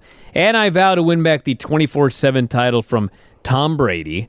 At which point, Tom Phillips, once again, has to explain the joke to you, the viewer, that he's actually talking about Rob Gronkowski. Okay, so the first time he said Tom Brady, I thought that was really funny. The second time he does it, it's like, you know what I mean? It's like you're telling the same joke. It's the same joke, and they're still explaining it to you. Who out there doesn't get the joke at this point? Who didn't get the joke the first time? Well, the first time was clever. I mean, now it's like... No, the first time was clever, but when it was over, they still explained the joke to us. Charlie had to stand there and say, folks, he's talking about Rob Gronkowski. They've explained the joke twice now. Yeah, whatever. Shouldn't have said it a second time anyway. Lashley and Truth. Lashley goes into killer mode because Truth is messing around his Pretty Ricky. Kills him, full Nelson slam, full Nelson submission, and then MVP comes out and claps, which causes Lana to freak out and throw some stuff around backstage. What's she so mad about? This seems irrational. Yeah, well, you know that women are on that show are often just, portrayed as irrational. That's part of that's part of that same mentality that I talked about earlier. This marriage has done wonders for both of their careers. Yeah, but Lashley is going to get a main event on the next pay-per-view. But not because of this marriage. Yeah, no, it's certainly not done. Remember how good Lana was with Rusev 5 I sure years do. ago? She was freaking awesome. They were both awesome. It was an awesome act. Yeah, but she was great. She would do those promos in her fake Russian accent, and now it's like, I mean, whatever. It's like I don't know. I think this is like the weakest that she's ever been. Oh, by far. Right now. Yeah, by far. Kabuki Warriors are all happy backstage. They go their separate ways, and Nia walks in, and she's looking mean. Iconics versus Alexa and Nikki for the tag team titles. Lightning did not strike twice. This match was there. It was very short. Well, I mean, this match had no chance of being good because it was 2 minutes with a terrible finish. Alexa punches Billy, hits a twisted bliss. Peyton breaks it up, and she posts Alexa. She posts her again. The referee says, if you do that one more time, it will be disqualification. Peyton posts her one more time. The referee calls for the bell, and then Peyton is outraged that she was disqualified and does not get the tag team titles. I just thought this finish fucking sucked. It was hideous.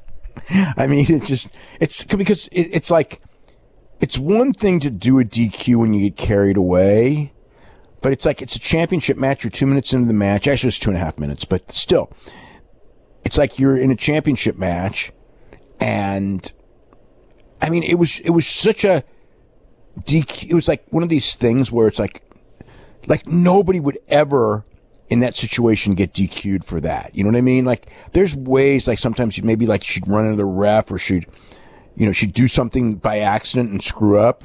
But this is like, just stupidity.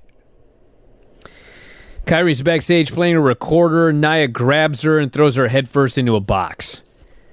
Billy's backstage, and Peyton is all sad, and Billy screams at her, and she says, this was our one chance to win the belts back, and you blew it.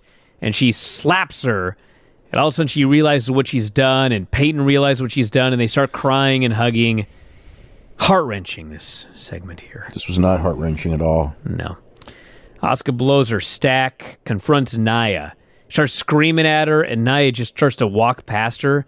Asuka will not take this disrespect. She grabs Nia by the hair, she high kicks her through a table, leaves her in a heap, and storms off. That's the build to this match. We have Shayna and Natty in a submission match, which I actually really like this match. Am I the only one? It was too short, but I thought it was very well done. I liked it too. I think this was the best match on the show, I thought. The last few minutes of the main event were very good, but the rest of the match was just Corbin being there. This was a good match. They didn't get a lot of time, but just going back and forth with submission attempts and sharpshooters. They got less than 4 minutes. They could have had a really good match, though, because I did think it was pretty smooth, and it's,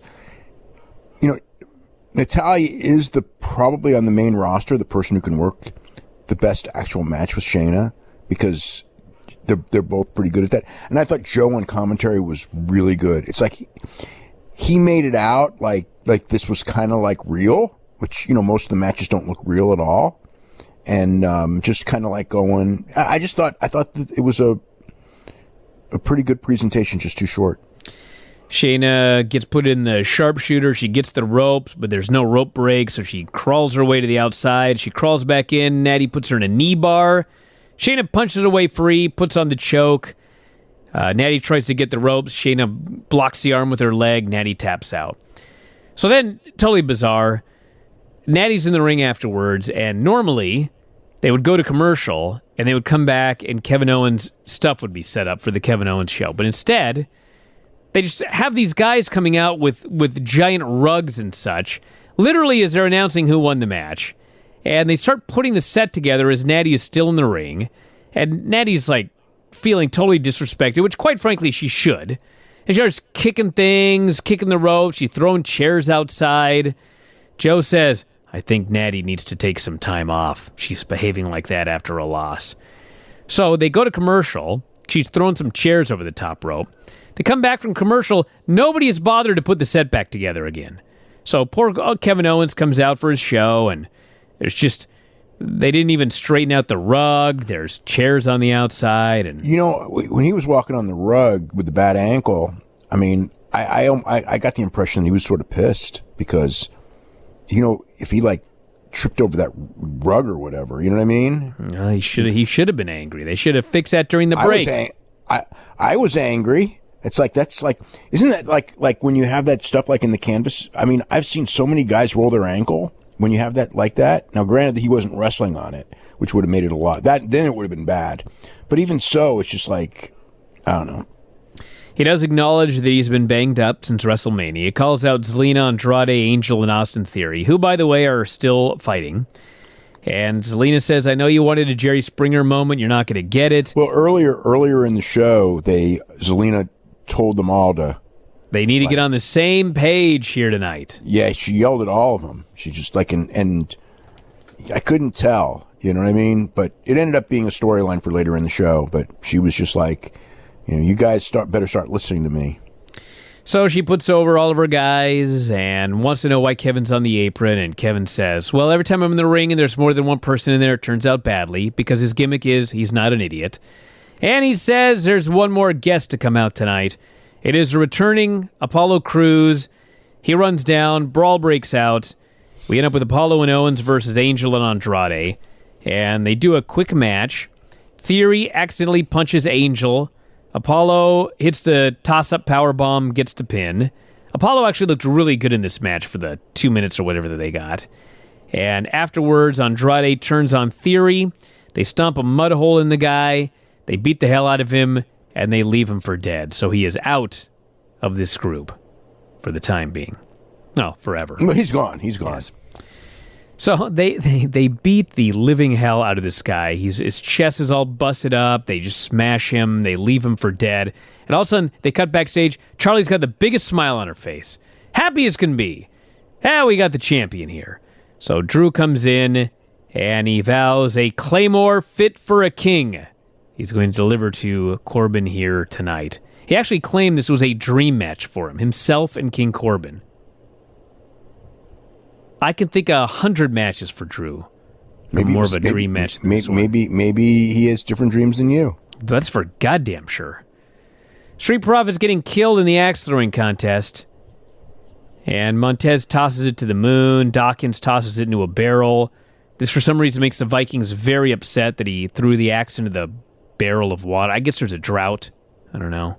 But that was that. Maybe it was beer. Could have been. Alistair and Murphy, they're having this match. 2-minute match. Seth finds Austin. I thought, because of the fact that they've had great matches in the past, I actually did think that this match would have some time, and it did not.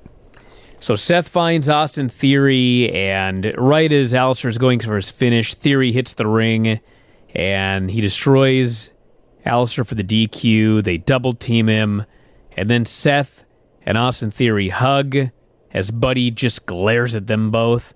So Austin Theory is now one of Seth Rollins' disciples. Well, get some, It moves him from one group to another, yes. Well, I think that Seth's group's the higher profile group. This definitely would be, in theory, the higher profile group, but quite frankly, I much prefer watching Zelina's group. They're way more exciting. True. Seth out there droning on in monotone. Yeah, and Zelina's a really good performer, so yeah. Yes. It is, yeah. And plus also, there's something really entertaining about Andrade and Garza, so... Yeah, they're awesome. So Theory would be in the more entertaining company. Profits and Vikings have the official battle, and the Vikings get brutalized. No, the Vikings brutalize them. Montez manages to get one axe in on his last try, so it was 10-1. And the cops show up. An axe has been thrown through their window, and they want to know who did it. They say there's only one way to find out. Let's see who can throw that axe. Because the theory is if someone can hit the bullseye, they probably didn't hit the police car. So the Vikings... that is like the worst police work I've ever heard. Oh, it gets worse, It's like Dave. Preposterous. It gets worse. So the Vikings go to get the axe because they're so happy to be able to prove it wasn't them. But then Dawkins grabs it, throws it backwards over his head, and he gets a bullseye. Charlie's with Apollo. Apollo cut a great promo here. Like, Apollo, the week that he won Money in the Bank but then got taken out of it, and then this show here, these are like the two best shows he's ever had on the main roster. He looked good in the ring. He got a good promo here. He's challenging Andrade for next week. Zelina shows up and says, if you take this match, you'll never walk again. And he says, well, he better get ready for next week because I'm going to leave the new Intercontinental Champion. Apollo was great on this show. And then finally, the big finale of the axe throwing. The cop is yelling at all of them for throwing axes. Don't you know this is dangerous, she says. But I'm going to let you go this time because you're really cute. And she tugs at Ivar's cheek.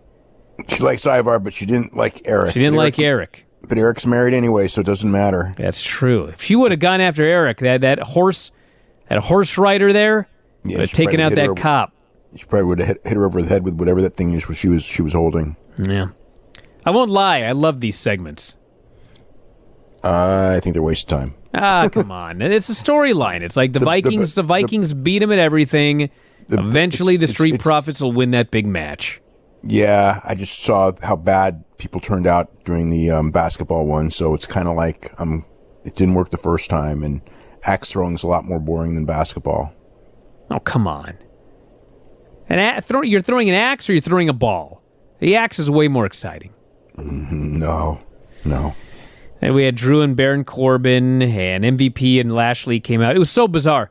Lashley just flat out comes out and challenges Drew for the title before he even does the match with Baron Corbin. Just totally overlooking Baron. And he wasn't wrong. Drew beats him. The 1 count this time was off a side suplex. Last few minutes were good. Drew went for the Claymore but got deep sixed. And then Corbin tried the end of days, but Drew hit the Claymore off the ropes and got the pin. Last couple of minutes were good. And prior to that, it was just sort of there. So that's Raw, everybody. Alrighty, what did you think of the Raw show?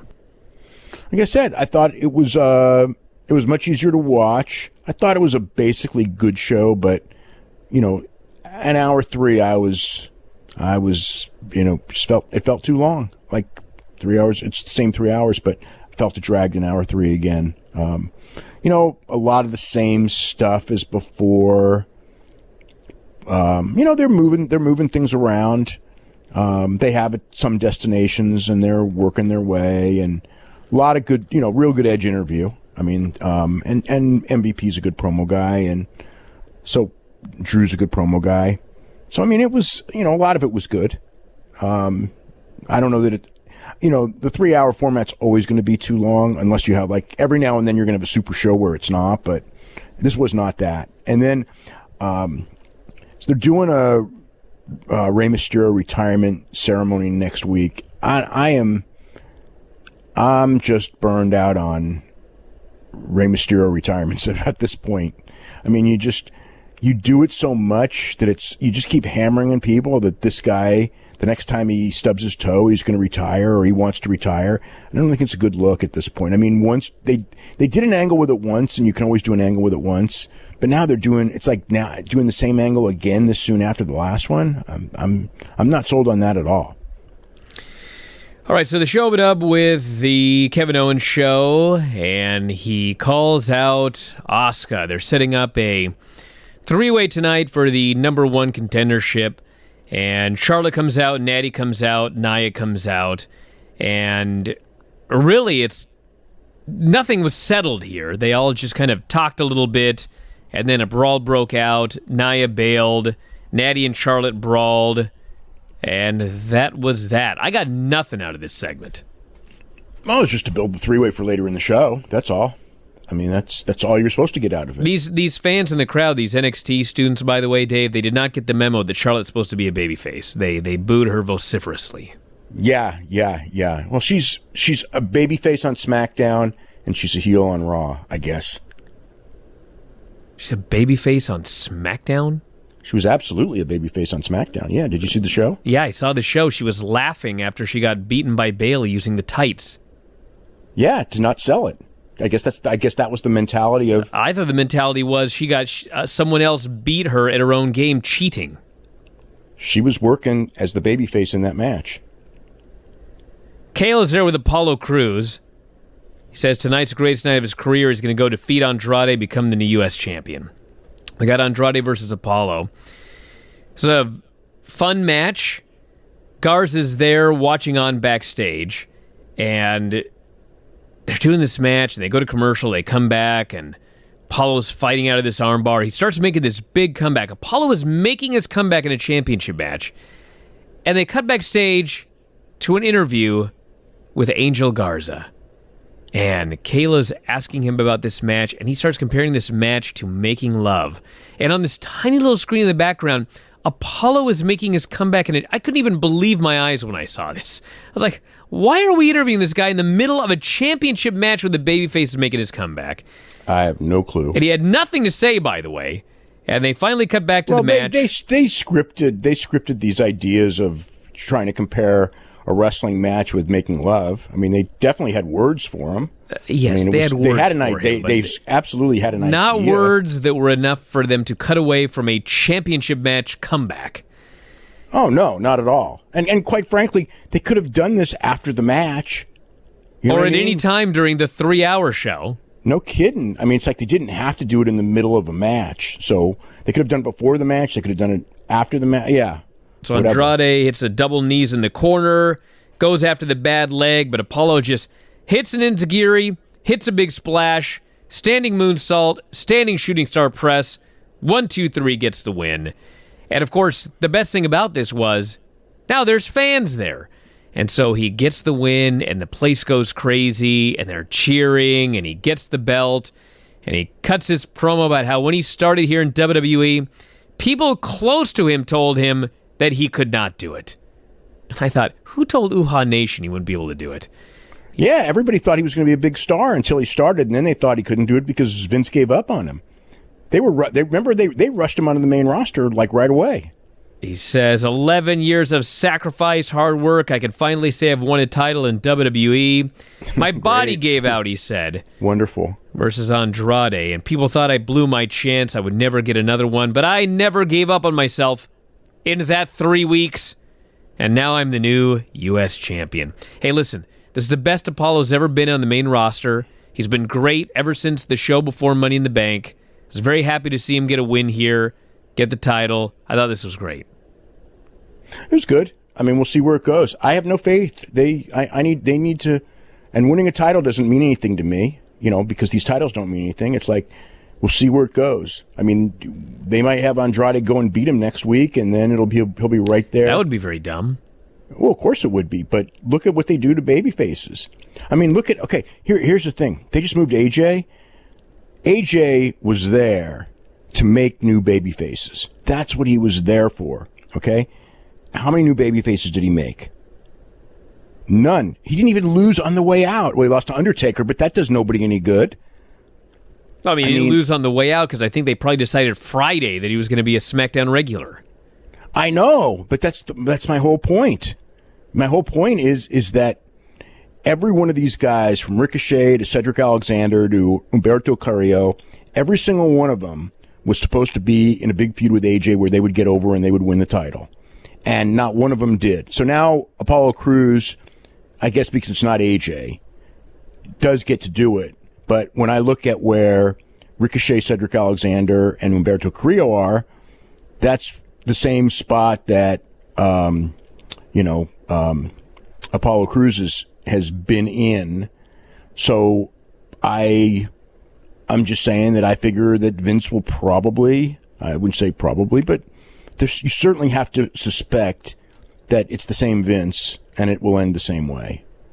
Just because he won because Andrade was the champion, but it's not like, we've seen one guy after another come in and, it's the only one who's really steered clear is Aleister Black. And he actually lost AJ once too, but they kind of steered clear of him. And then they did some didn't they advertise matches and not deliver them just because Paul was trying to protect them from losing again. So, it's just the way it goes. Rollins cut a promo, and he's finally figured out that a cult leader should be charismatic and not boring. So he's smiling, and he's happy, and he's got Ray's mask. It's a celebration here tonight. I was in a dark place a few weeks ago, but Ray presented himself in a time of need, chose to be sacrificed. I can't imagine the pain that he went through. Mentions Dominic, by the way, so that name that was interesting. Yeah, been brought up again. Says, I don't know what Ray's future holds, but if that act was his final act, it was a courageous one. And Murphy and Theory are there. He says they needed guidance, a mentor, a leader. Says tonight's the beginning, and we're going to show Ray the goodness he has brought to Raw. We will make examples of Carrillo and Black later. Maybe next week at this alleged funeral, maybe Dominic's showing up. I don't know. Something. Obviously, there's going to be an angle to set up Ray and Rollins. His name was dropped for a reason, I'm sure. I would think so. Yeah, I would think that there's a reason they mentioned his name. So, that was one of the key things. One of the key reasons that Ray came to WWE was because of the idea that they were going to, do something with Dominic. That was the whole thing. So, and they sort of did, and then they dropped it.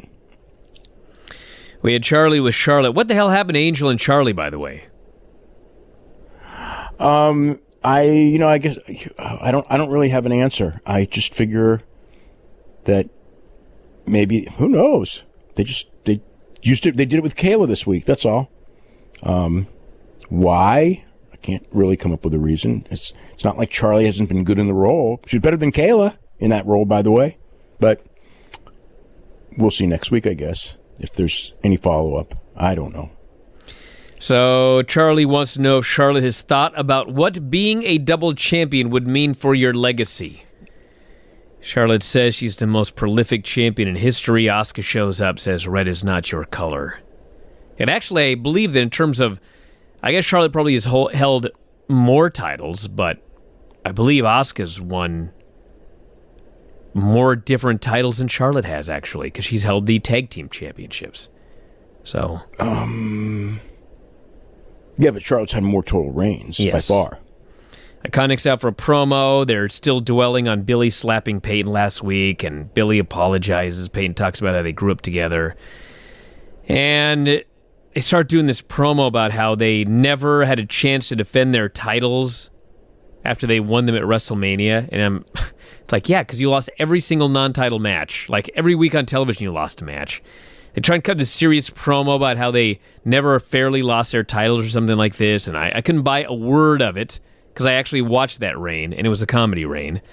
And Alexa and Nikki come out, and Billy tells Nikki to just stand there and be grateful, and Nikki Cross just cuts the best promo of her main roster career. She just goes nuts about how all the things that she had to do to get here, and her accent, and people making fun of her, and this and that. Tears him a new one, and then they jump her, and they beat him up, and they lay out Nikki with the Magic Killer. Nikki, the sort of great. Magic Killer. Nikki was really good. Yeah, yes. Sort of Magic Killer. It's not really a Magic Killer. We need a new name for this move, like a. They'll come up. They didn't have it this week. Definitely not magic. I don't know what to call it. Lana's with MVP. She says, we need to talk. He says, no, we don't. And he leaves. Got a Shad Gaspard graphic here. And then MVP and Drew McIntyre. MVP calls him out disrespectfully, and so Drew destroys the set.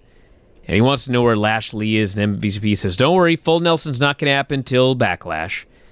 And he says, I offered you my guidance a long time ago, and you Claymore kicked me.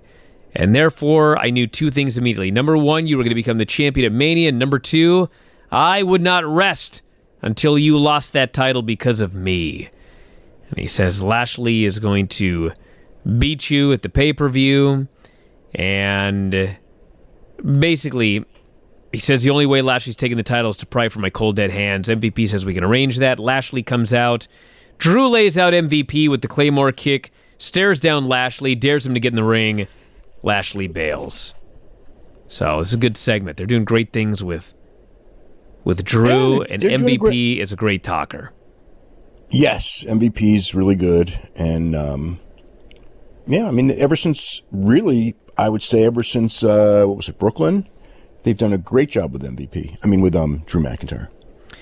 Charlie's with Natalia. This was totally bizarre.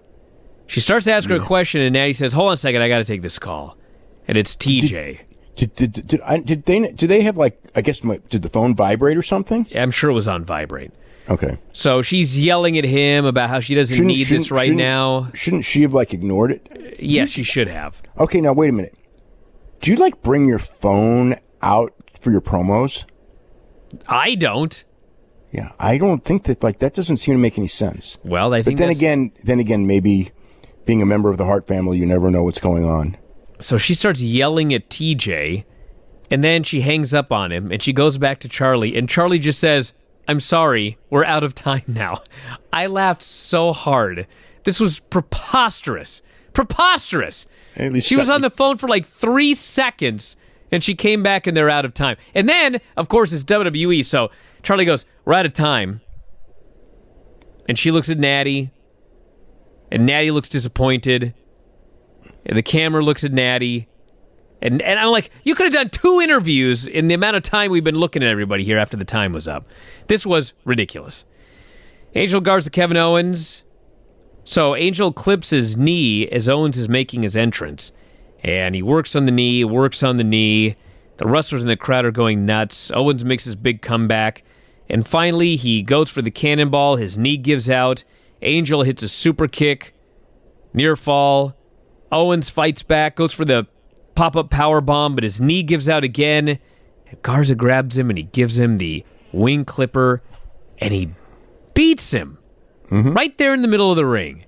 Yep. And granted, I mean, he attacked him before the bell, but that was a clean win for Angel Garza. Oh, yeah. Over Kevin Owens. Well, he lost to McIntyre a couple weeks ago, and I think that they see something in the guy. So well, they should. I know they should. So sometimes, awesome. I mean, you've got to beat established guys to get anywhere. If you don't, no one's going to take you seriously. I'm not complaining one bit. I loved this finish. Oh, it was the right thing to do. Absolutely. I just hope that they don't 50-50 it next week, but I thought it was the right thing to do. Time for the Viking Raiders to challenge the Street Profits to a golf game.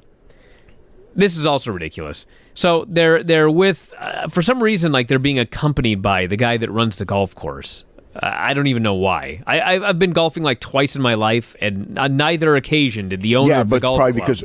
Probably because the golf courses aren't really open for. Well, that's the other point. The guy goes, "Keep it down on the golf course." I'm like, "There's nobody within miles." So they go out there to golf. Well, no, wasn't there actually another group of people golfing? Actually, there was one other group because they got hit by the ball. You're right. Right. Which makes no sense, but there was. Or maybe it's in some. I guess maybe in Florida golfing is open. Probably. Well, one way or the other, they're really mad. The Viking Raiders can't golf, and they pitch a fit, and then they get in the golf cart, and the tire pops because they're too heavy, so they get kicked out. And is there like something to that? Like if you're really heavy, the tire's going to pop. I don't. It's one thing with Otis. It's a fat joke. Okay, didn't we get enough? Didn't we just like have a run of that with Otis? Yes, we did. Okay, so let's move on to something else. I'll tell you what. Oh, speaking of like bad jokes, that frickin' diaper joke on SmackDown on Friday. The fucking puppets. The puppets were. Well, yeah, it was sort of a puppet. Yeah, that diaper joke thing. It was like, God damn. It was death. It was awful. It was so bad. And then they came back and did a second one. I was just like, these writers, they know Vince and they know what Vince wants, but my God. Nobody wants that crap. So then they go to putt-putt golf because they got kicked out of the other one. And they're supposed to be rivals, but they're dancing. They're having a good time together. And it ends up 114-28. The Viking Raiders think they won because they got the high score. They're alerted that the high score is the loser in golf. They couldn't figure that out. Very upset. The Profits are up 2-1 in the challenge. And that's that for that segment. Okay, so later in the show, they come back and they do the deal where the Viking Raiders said that they threw the match again and they actually could have won. We let you win. I don't even get that. It's like you're doing this thing, and every time they lose, well, we let you win. It's like, why are we even doing this then? Well, at least in the basketball one, when they said we let you win, then they go and they do a bunch of, they sink a bunch of baskets and prove that they could have won. This one, it was just like, we could have beat you, but we didn't want to, and there's zero evidence of that. But why even do it in the first place? Why would you throw the basketball game? Like, what's Dave, it's comedy. It's it's like you challenged to prove that you can beat them at anything, and then you lose on purpose. So what did you prove? I could not answer that question for you. It is like the weirdest, nonsensical thing, and it's like every time they do it, the audience leaves in droves, and they're going to keep doing it anyway. And anyway, that's the deal. MVP's with Lashley. Lana shows up with ice. She's being all insincere about MVP getting kicked, and he says what Drew did was send a message to your husband. Lashley has not had a title shot in 13 years, and he's getting it at Backlash. We need to send a message back to Drew right now, so excuse us. And they walk off, and she pitches another fit. What in the fuck are they doing with Lana? I don't know. I don't know what they're doing with Lana. It's death every week now. It's overdone. It's go away heat, screaming like a crazy person. Well, maybe they have a destination. Maybe Lana gets someone. I'm sure they have a destination for everything they shoot, but they never get there. Maybe Lana finds somebody to manage against MVP. Or maybe there's a match where it ends up where they're all in it together, like most WWE storylines. Yeah, or maybe it's a swerve and Lana ends up with MVP. There's 50 different ways they can go. Probably every single one of which at the end will go why do we waste our time with this? But there you go. Humberto Carrillo and Aleister Black versus Austin Theory and Murphy. They did a pretty quick match. Black got the heat, ran wild, killed both guys, tags in Carrillo. He goes for a dive, misses, and Theory hits him with the ATL and gets the pin. And they double team Black after the match, toss him into the timekeeper's area. They're about to gouge Humberto's eye out when Alistair returns with a chair, and Seth cuts his crazy promo on him, threatening to take out Humberto's eye if he takes one more step. They tell him to put the chair down. He puts the chair down, and so they let Humberto go. This is very weird. Yeah, well, the idea is to set up Seth and Aleister Black for a match next week. Yes. Edge is backstage. It is now a tagline. They may have the greatest wrestling match. Oh, it's not even they may have. Of all time. It is the greatest wrestling match of all time. That's the name of the. That's essentially the subheading of the show. It is a subheading of the show, but the greatest at least match Samoa of all Joe says they may. They haven't totally killed this poor guy yet. Maybe they're trying. Maybe Samoa Joe's trying to retain a modicum of credibility. Yes. So Edge cuts this great promo and talks about how he had been retired for 3,212 days, during which time, Randy, you had 1,126 matches. That was nice statistics. Yes, he says, I have been studying this. So does that mean like he's the same age as Damascus? He didn't say 3,212 years. He said 3,212 days. I wish he said that. Then he could be like the same age, and he could be like the nephew of William Shakespeare or something, or second cousin or something. Well, anyway, he says, I've been thinking about this. It has been weighing on me. I watched the Undertaker documentary. Now I'm in the Undertaker's boots. I get it. He says, if you want to doubt my wrestling ability, I've hung with every great wrestler that has been in this company in the last 20 years. I've adapted to every style. I taught guys how to take it to the next level, but all of that is past tense. I don't know if I can do any of that anymore. But at Backlash, I'm going to dive to the depths of my soul to try.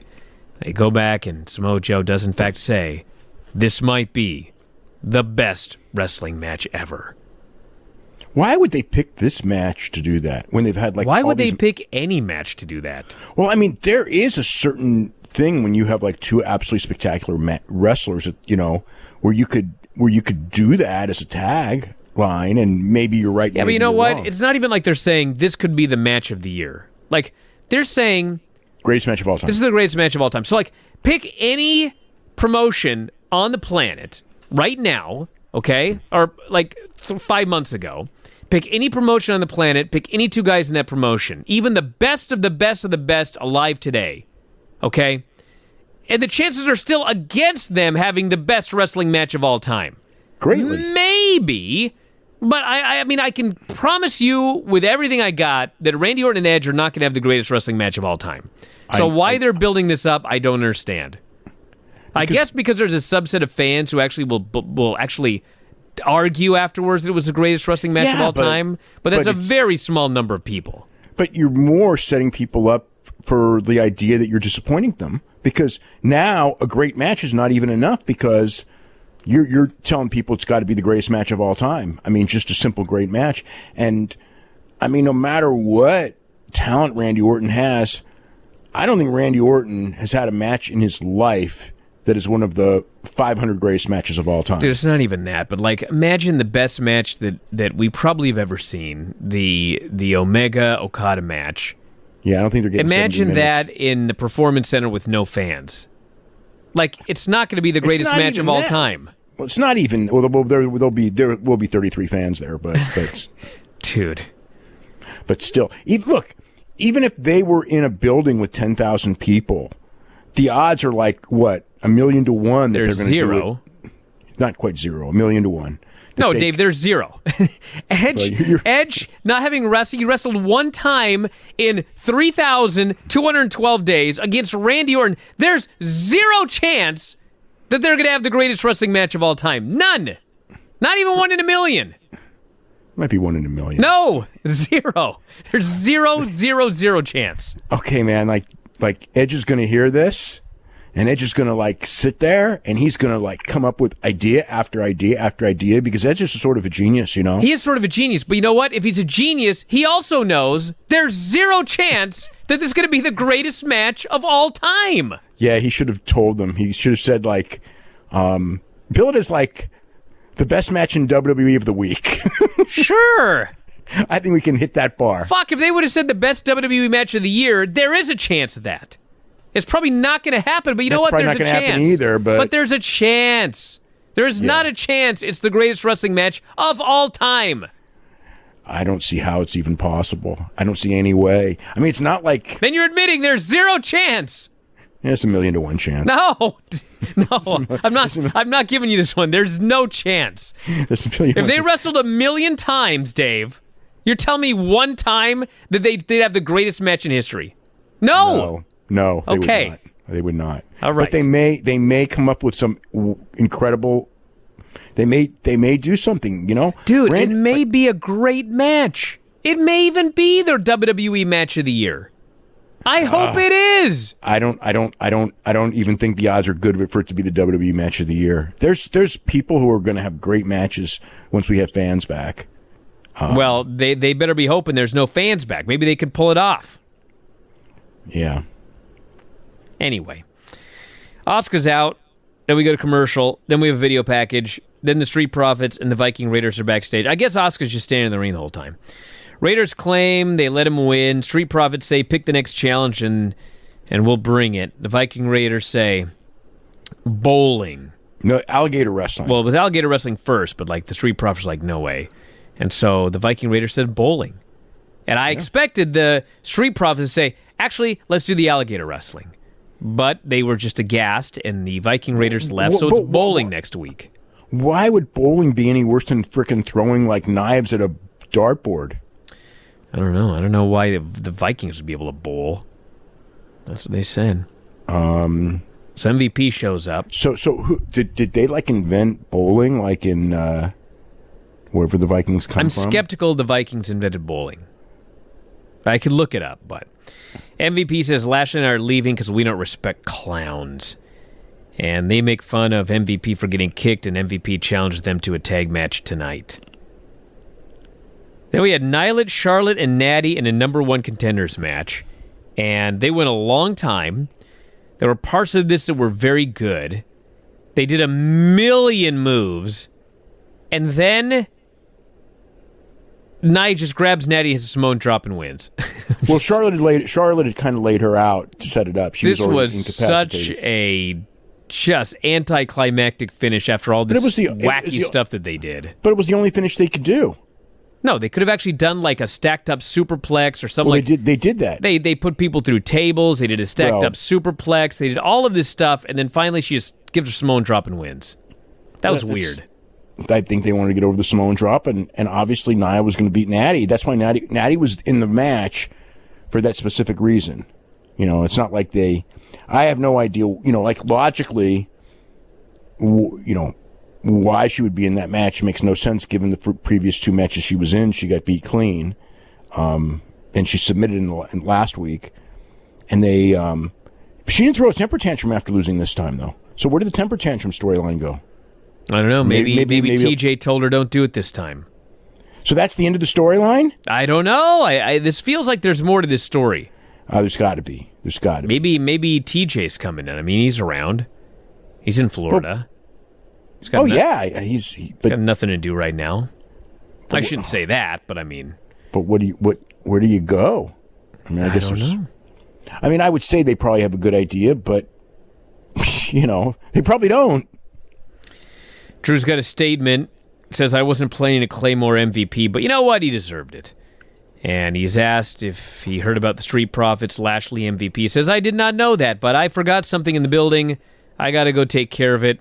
I probably won't have it taken care of until the show is over.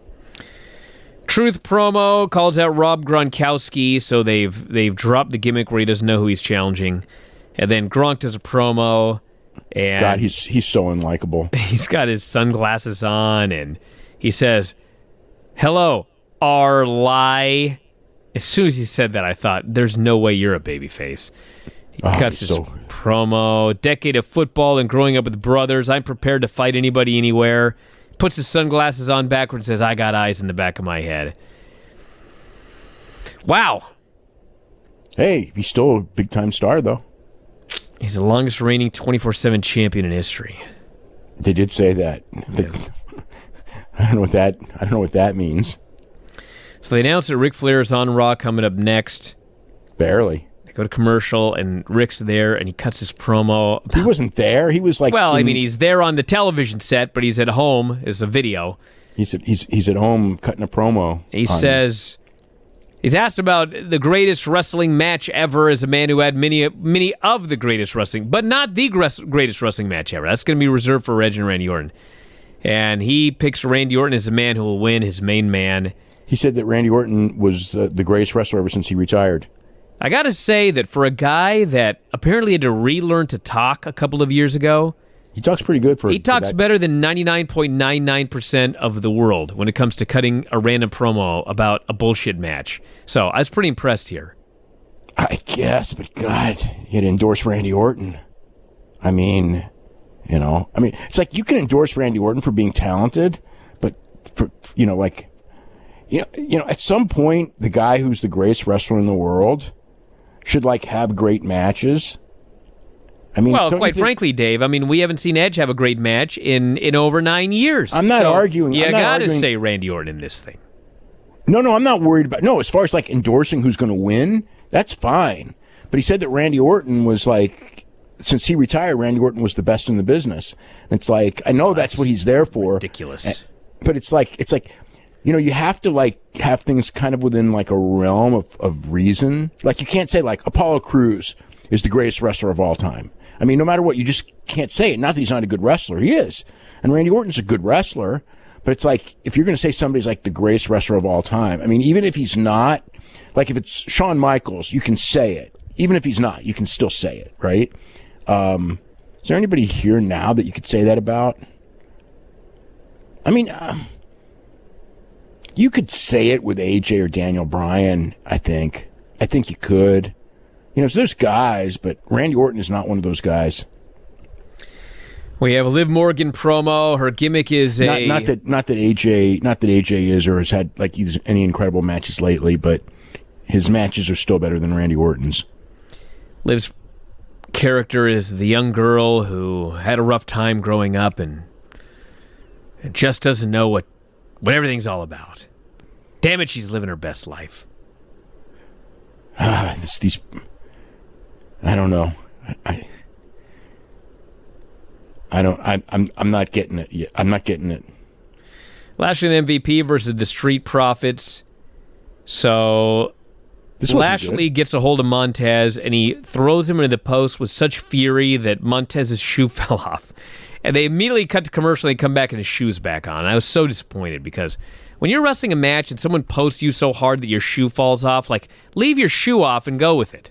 But he put his shoe back on. And then Dawkins got the hot tag, and he runs wild, and Montez hits the big splash, but Lashley breaks it up and puts him in the full Nelson, and the ref DQs Lashley for a full Nelson. No, not for a full Nelson. He was the illegal man in the ring. Well, whatever. I mean, this was so stupid. It wasn't the full Nelson. Absolutely ridiculous. You could see it coming. I know, it's just so dumb. I'm watching it going he's going to DQ Lashley for being the illegal man in the ring. That's what he did. That's what he did. So it's it's not like it came out of nowhere, but it's what a weak finish. And Drew hit the ring and brawled with Lashley, and all the Performance Center folks had to hit the ring to tear him apart. And yeah, that was the end of the show. I liked a lot of stuff on this show, believe it or not, but there was a lot of really wacky stuff as well. It was one of the better. It was one of the better shows in a while. It definitely was one of the better shows, and the fans helped so much, so much. Yeah, it helps. It helps a lot. I mean, the show didn't feel sterile and terrible, but it didn't feel like the old days either. Well, it's definitely not like the old days. Yeah, I still think they could have pinned MVP in that match. I mean, I get why I get why you don't beat the Street Profits, and obviously, they should have had a deal where they beat MVP and then Bobby Lashley beat them both up afterwards, and then Drew comes in. I mean, that's probably the way to do it, but at least you get a pin. That finish was so lame.